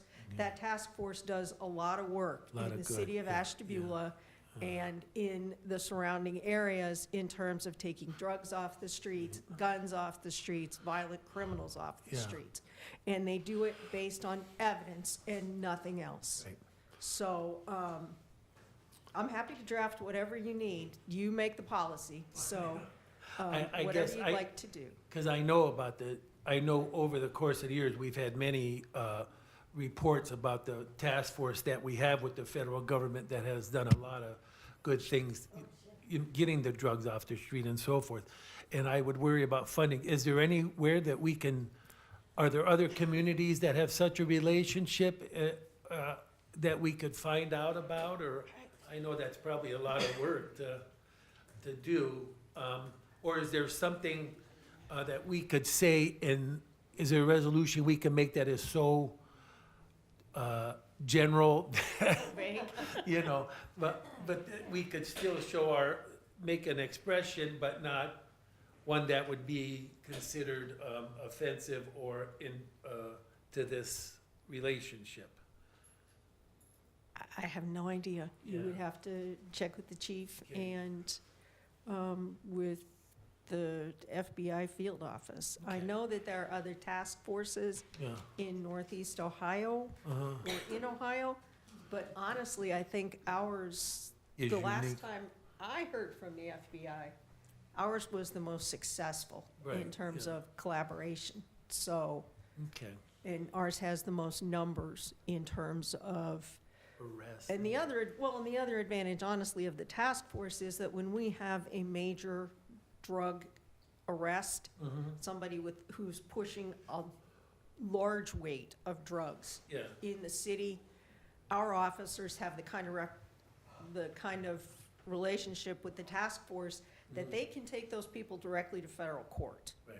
They can do what's called complaining them into federal court and take them directly into the federal system, where they face significantly more punishment and significantly more time than they would here. And I'm not talking about 5 or 10 grams. I'm talking about 50 grams, 60 grams, 100 grams of various drugs that are captured in our city and surrounding area, or are captured as a result of investigations that start here in conjunction with the task force. And those cases go straight to federal court because of this task force. So I don't know. That's a conversation that somebody from the city would have to have with the FBI Yeah. supervisor. We certainly don't want to jeopardize that relationship. At the same time, it is a concern. I've been concerned, as many of these people have. So is there a vehicle in the middle, like, not a resolution, but like, maybe like a council position paper or a council, something that we can say as a and that's if council agrees. I'm just one counselor expressing my concern, so, even if we could just say, we respect these ideas, we don't put them in resolution form, but, still we could show some support. Is there something along those lines we could look at maybe? Again, without somebody from the city talking to somebody from the other side, I don't know, but I will happily draft whatever you'd like. Okay, all right. Okay, well, it's something we'll have to think about. Maybe I could use, and you have passed on the Columbus ordinance and the East Cleveland ordinance and so forth, so we'll look at those. Okay, all right, thank you, Ms. Cooper. And thank you for coming. Anyone else would like to address council? Liz Fed, Ashtabula, 36 Lake Avenue. I have two questions. One goes back on something that was talked about earlier about the data center location, and it says here that Mr. Manager said that the city lacks sufficient acreage for a data center, though surrounding townships may attract facilities due to fresh water. My question is, where does Ashtabula stand on having these data centers? Are we going to have them here? And if so, where? I don't think we've had any requests for a data center, and isn't there something at the state legislature right now about the data centers? I think. Mr. President? Yeah, go ahead. The comment was, when you talk to the folks that are looking to put data centers up, they need a significant amount of acreage. The city just doesn't have that within our boundaries. Now, whether the county, Ashtabula County, there certainly is acreage in the county, whether that be in some of the townships or other municipalities where data centers can go. I don't know where they stand with conversations, but what is attracting data centers to this corner of Ohio is the access to natural gas, is the access to Lake Erie for the fresh water, and for power. Those three things are what is attracting Northeast Ohio, not just Ashtabula County, but Lake County and Geauga County to data centers.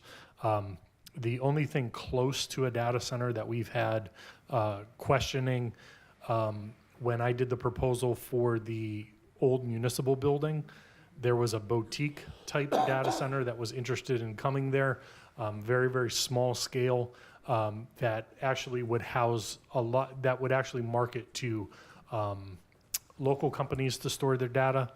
And unfortunately, it didn't, not unfortunately, but when the proposal came in, it was a lot of the city redoing the building and then renting it, which we didn't have the funds to do. But it wasn't feasible at that time for that location. So do I think the city of Ashtabula itself will get a data center? No, I don't. We just don't have the acreage for it. Do I think it's a possibility somewhere in the county? I do. Okay. And the other question I have is, has council, I haven't heard anything, but has council moved on with the, the racial wealth gap simulation program? Has anything been added or new working on that? The racial wealth gap simulation, those are conducted by the ad hoc committee. And, Mr. President? Yes. I think what she might be talking about is at the last meeting when you were absent, I had mentioned that we had been asking for council participation, and it was a challenge landing on a date. And so we decided if we would ask council to come up with a date, we could simply have it at one of our work sessions on the same night that we currently have. And I'm not sure, is that what you're referring to? That we talked and about also, last as week it or moved something on, has else? anything been done since the meeting I was here last? Because I think you were still planning on making moving to the next step. From it moving from an ad hoc committee to a permanent committee, is that what you're asking? Okay. Well, the ad hoc committee, we continue to do the simulations. We just finished one with, what's it called? The students who are a part of leadership. We finished that, and again, we were asking council for a date that they may be interested in doing it. And then we've also have draft legislation that's been shared with counselors, and I did get a response from Mr. Timonier, thank you, and curious as to whether any other counselors had any feedback on the draft legislation. And once I speak again with the city solicitor's office, we'll be bringing that back for a first reading. Okay, thank you. I'm just asking because with the NAACP, we can be involved in helping or have resources, and this is something that is very needed in our city. Thank you.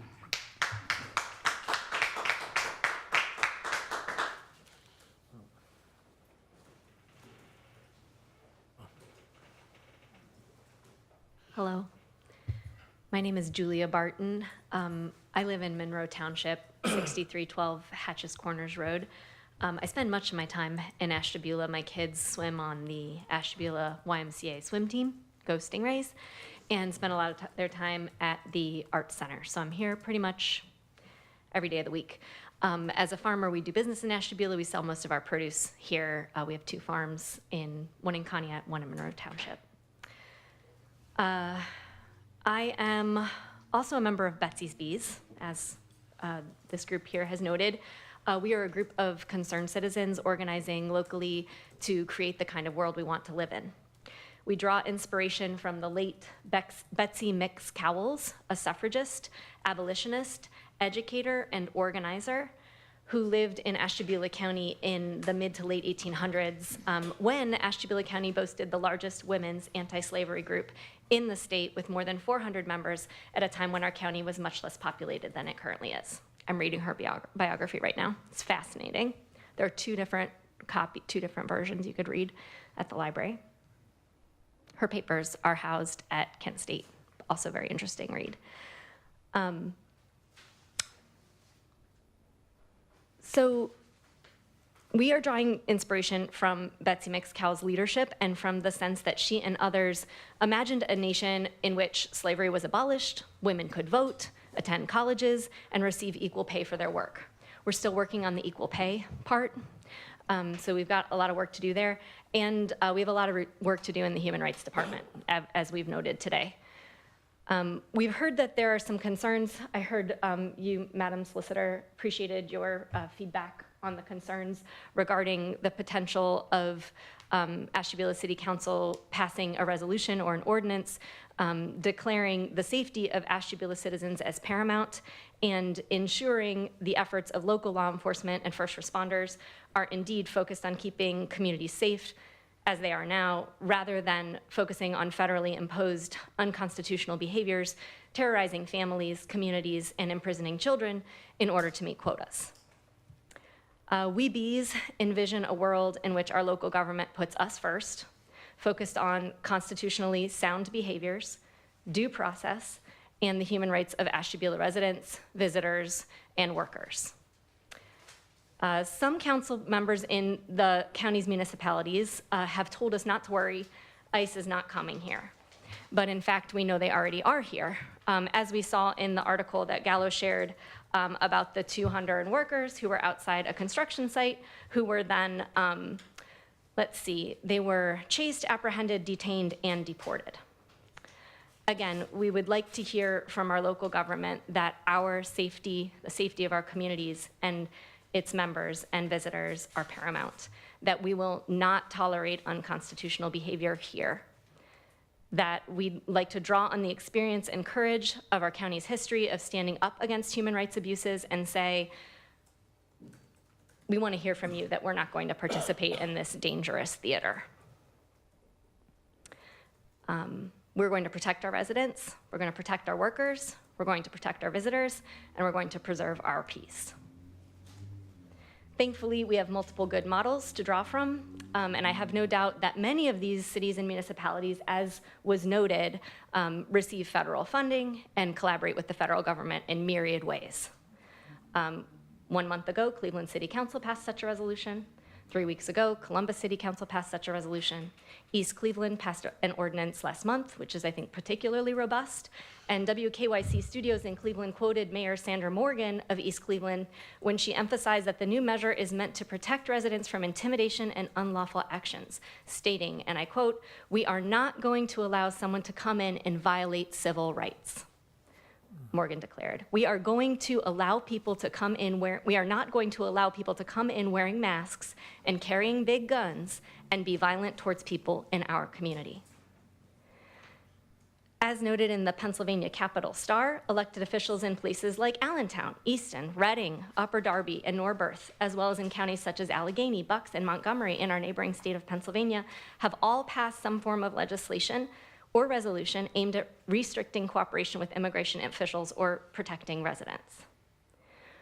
We are not alone in our concerns, and you would not be alone in courageous actions to support our local community.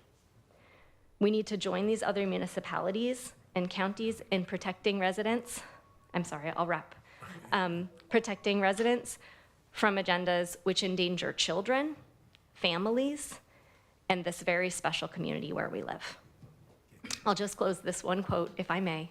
My dear friend and mentor sent it to me today. It's just too good not to share. It's from Arundhati Roy. Another world is not only possible, she is on her way. On a quiet day, I can hear her breathing. Thank you. Very good. Thank you.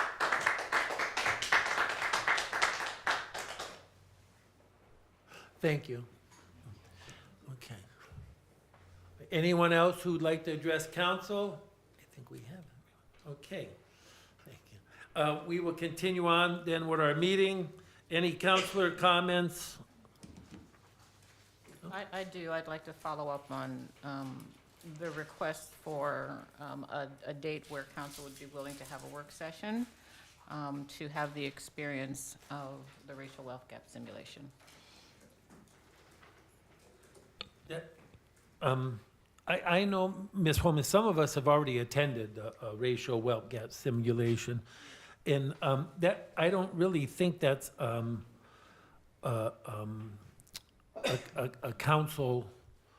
That's something certainly council is encouraged to go to, council is encouraged to attend, but I don't know if it's a reason for a council meeting.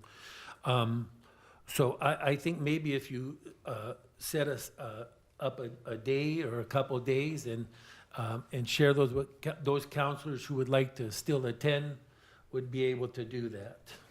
Two things. The purpose of the racial wealth gap simulation is to have an experience where we actually look at legislation that has passed that is impacting current day residents. To me, it's a straight through line so that we are more aware and cognizant of how we vote and who it impacts. That's the first thing. The second thing is we've proposed dates, and it's always been a challenge. So the pivot is to ask council what dates would work with them on a date that they already meet, so they don't have to find an additional date. So if council would simply provide the dates they are willing, I'm sure that we can get the committee together to facilitate the experience. Any of the Monday meetings will work for me. Well, no, I was gonna ask, when is the next scheduled one for everybody else? Like, I'm one of the counselors that have not attended, so I would be one of the people that would have to go if you just had one at the library or wherever you're having them. And that's why I had my calendar out, because Yeah. if you already have one scheduled, And we don't, but we are willing to accommodate. So you tell us what dates that you all have available, and we will make it happen. my only mad night's Thursday. My only night where I'm committed besides council business is Thursday night. Any other night, I'm good. But I mean, that's just me. If you're having one on a weekend, I can go. So you're saying Monday, Tuesday, Wednesday, or Friday will work for you? No, I'm saying Monday, because we're here, Correct. is probably not the best day. And I'm saying Thursday, I'm not coming.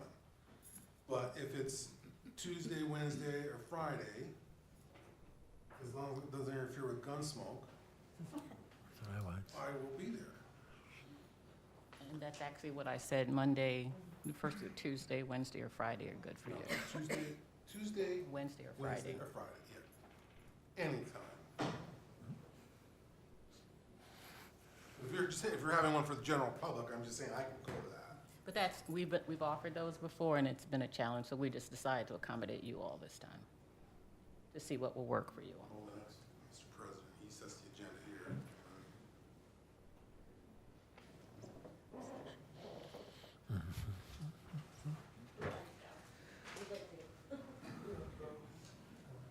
I will add, I did attend a racial, Wealth gap simulation. thank you, and it was worth it. It was really very, very worth it. So over the past 3 years, we've had several people commit to having the experience, in addition to council, some of council, and now we have another opportunity. So what say you, council?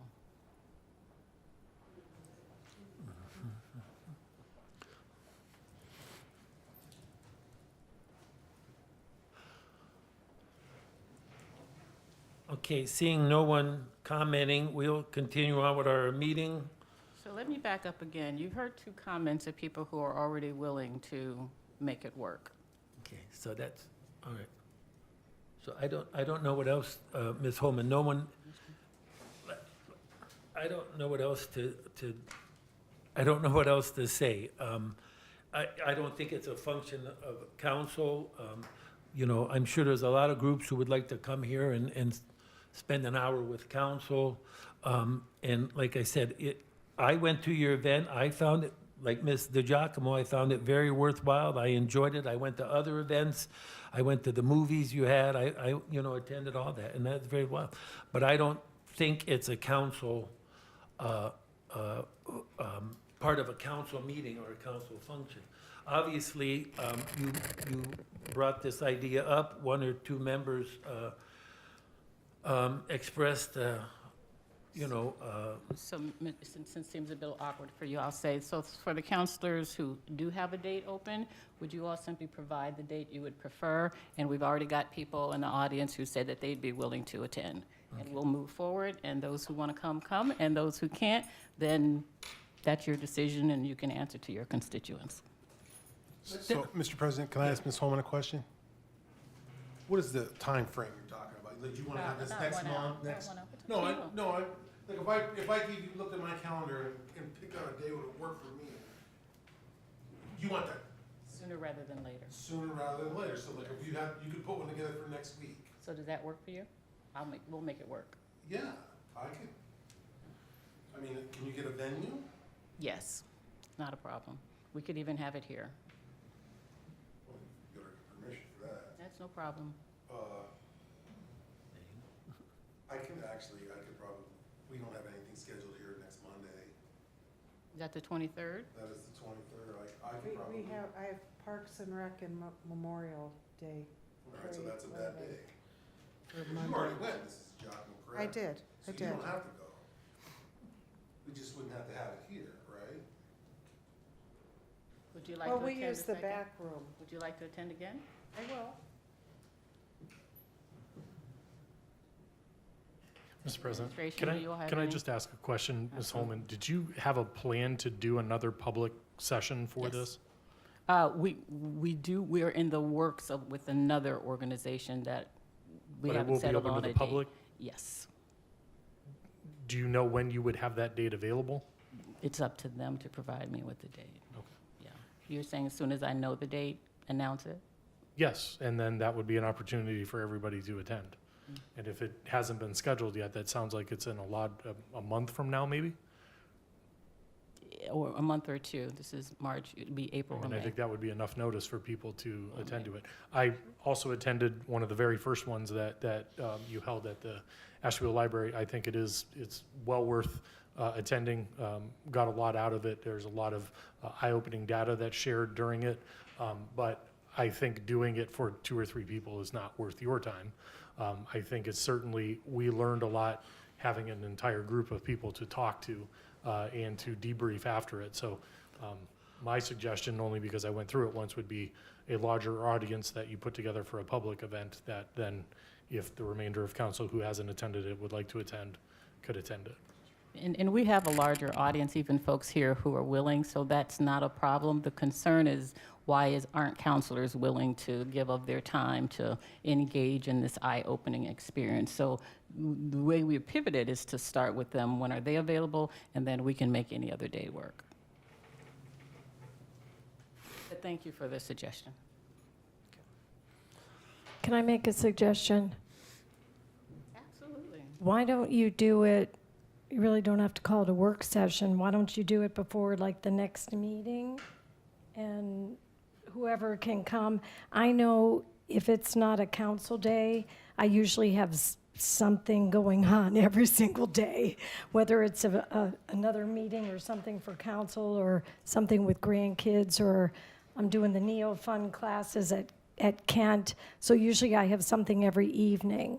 So maybe if that could be, could you do that, Mr. President, if we had it, and you don't have to call it a work session, but it's your activity that's your schedule, and then the public can come if they want to come. It's 1 hour before, what would that be, 5 o'clock?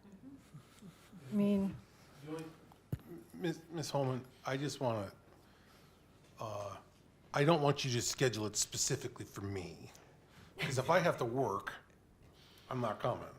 And I don't know when I have to work, so I mean, there's a real good chance I don't have to, and I That's just not don't a want to have to be problem. the only one, because then You you'll have to won't put be- all that prep together. You won't be and- the only one, I assure you. We're All just right, well trying then- to accommodate. Well, then I'll, like, most nights I'm available. So you all, April 1st, is that our next meeting? That's community development meeting. Is April no. 1st. Our next one is They're only first, or, April 6th. April 6th, Okay. which I can come at 5. okay, do we land on April 6th then? That works for me. I mean, Okay. so how much time do you need for this, I guess? 1 hour? Mhm. So do we need to be here at 5 o'clock? Mm-hmm. That's probably easy for audience to remember, because it's the same day, same day. Okay, we'll make it public, we can announce it, the 6th. Now, is that a holiday, Easter Monday? Easter Monday. Because that's what my phone is saying. Do we recognize that? No, we have a meeting. We'll have our meeting that night. Okay, so Oh, Easter's early, isn't that early? Yeah. Oh, my. It's coming up. So just to clarify, April 6th at 5 o'clock is an ad hoc committee meeting presentation. It is not a city council meeting. City council will begin at 6 o'clock. And your ad hoc committee will be meeting at 5 o'clock in the chambers here, so. Okay? Thank you all. All right, we're gonna go on and approve our minutes, please. March 2nd, 2026 pre-council meeting was called to order at 6 PM by Vice President Simeone. Present, Mr. Simeone, Mrs. Foglio, Mr. Guerrero, Ms. Holman, Mrs. Mills, Mrs. DiGiacomo, Officers present were City Manager Timonier, City Solicitor Cooper, Finance Director Khan, and Clerk of Council Milberg. Absent, Mr. Roskovich. May I have a motion to waive the reading of the minutes? So moved. Second. Motion by Mrs. Foglio, second by Mrs. Mills. Any discussion? All in favor? Aye. Anyone opposed? We will approve the reading of the minutes by a 6-0 vote. March 2nd, 2026 regular council meeting was called to order at 7 p.m. by Vice President Simeone. Ward 5 Councilor DiGiacomo offered the opening prayer and the Pledge of Allegiance was recited. Present, Mr. Simeone, Mrs. Foglio, Mr. Guerrero, Ms. Holman, Mrs. Mills, and Mrs. DiGiacomo. Officers present were City Manager Timonier, City Solicitor Cooper, Finance Director Khan, and Clerk of Council Milberg. Absent, Mr. Roskovich. So I'll move on the adoption of the minutes, or the waiving of the reading of the minutes. Second.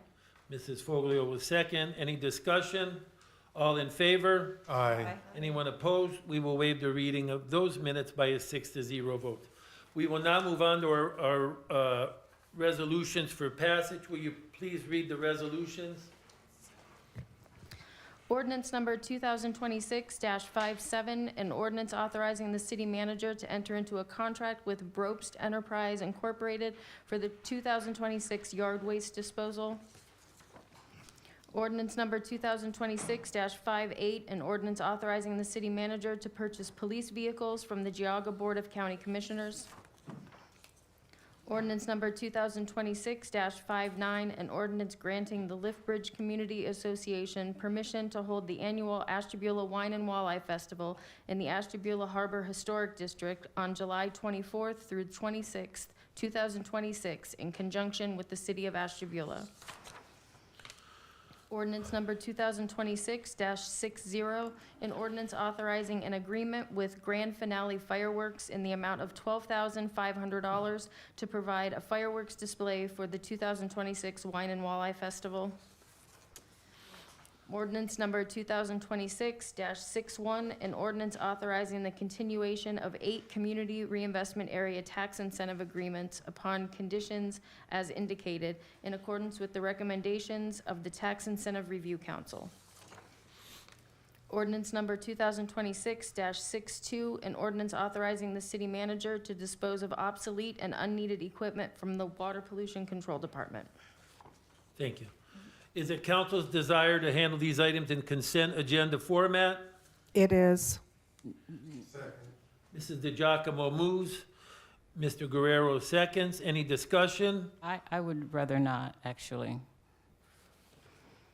These items you'd rather not? Item number 5, ordinance number 2026-61. You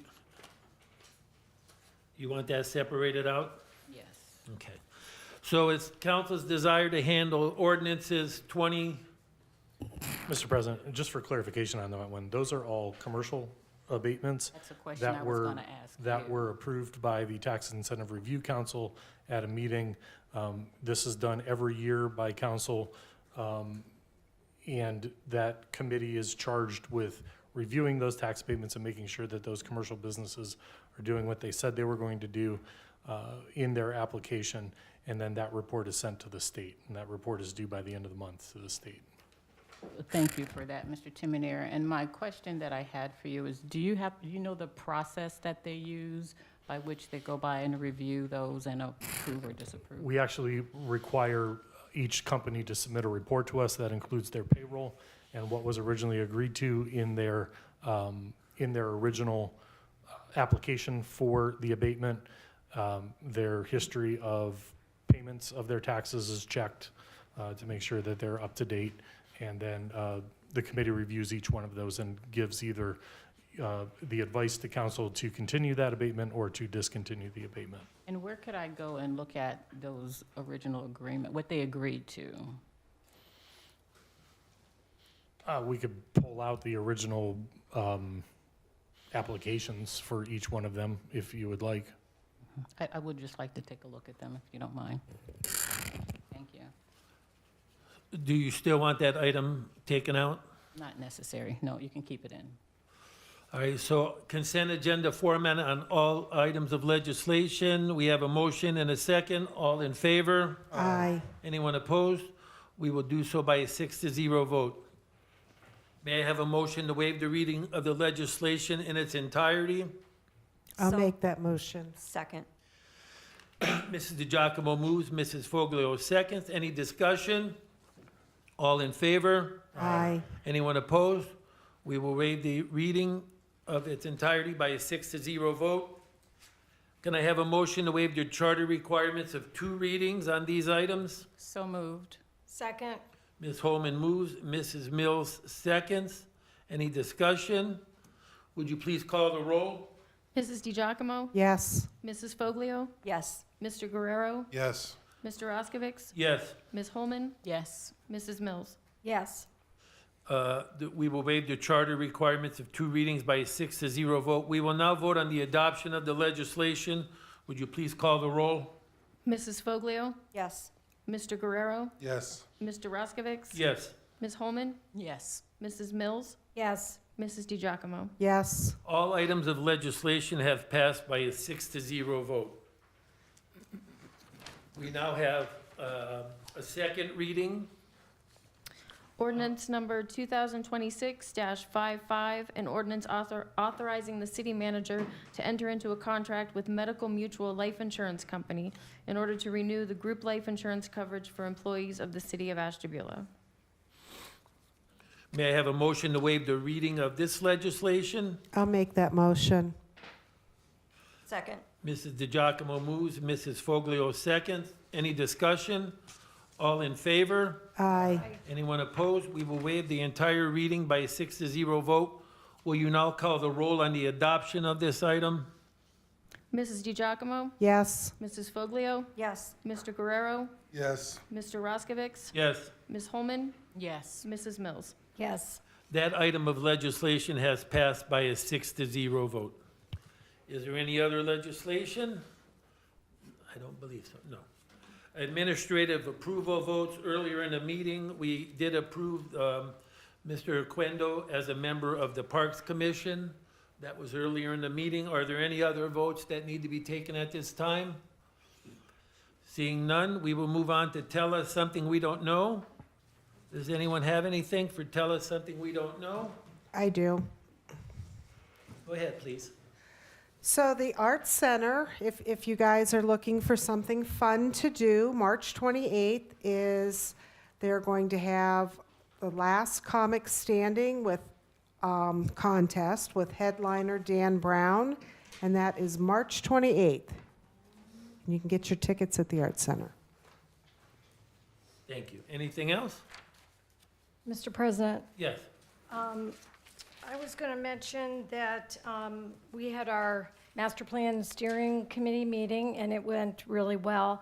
Reminder that next Thursday, the 26th, at Kent State Blue and Gold Room at 6 o'clock is going to be the public forum. So we'll have, if you went to the first one, this is not the same. We encourage you to go to the second one. So we'll have a little synopsis of where we're at now, interactive boards again with the push pins and your suggestions. So please spread the word. If you're able to go, this is really, really important. It's going to be exciting. So it's not like the first one. If you went next Thursday, 26th, 6 o'clock, the Blue and Gold Room. Also, I was going to mention that it's that time of year. I know Neo Fund is having their monthly networking. I think it's this Wednesday. It is. That's also at Kent State, Susan Stocker Building. And they're going to have food truck owners there, and I think they're going to be bringing some of their samples as well. And I was looking back because we had worked, our team here, on a lot of the legislation for food trucks. It took a long time. And I see that their permits, I think it starts April 1st. Is that right?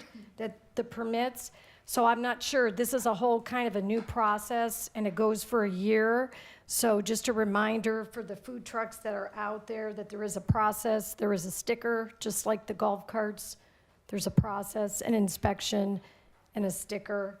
And I realized when I went through golf cart legislation, I did not realize that their headlights are supposed to be on at all times when they're driving as well. So I don't think, if you're looking at our city website, that's also tells something you don't know, but under government, you can scroll down, codified ordinances, you can do a search, so you can search food trucks and it'll tell you everything, .09 and whatever down there.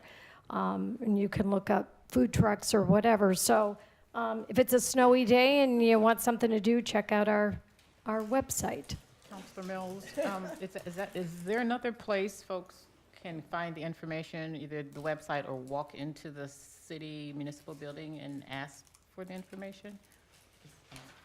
For the food trucks or the golf yes, carts? yes, both Yes, of you could always call as well. If somebody wanted to call and find out, they can call up to the city offices. And what if they don't call? Are there any consequences for not registering and like the city is asking them to? Mr. President, it Yes. depends. If it's a golf cart, you can be cited for operating it on the street without the proper permit. If it's a food truck, then the city can file a complaint to have you shut down. It's a health code violation, I believe.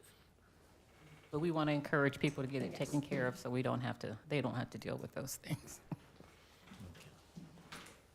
Okay. Yes. Is that okay to tell me things I don't know? Okay, I guess. I'm sorry. Well, everyone thought I just wanted to invite you to the 4th annual Dorset Community Seed Swamp and Plant Sale on April 24th.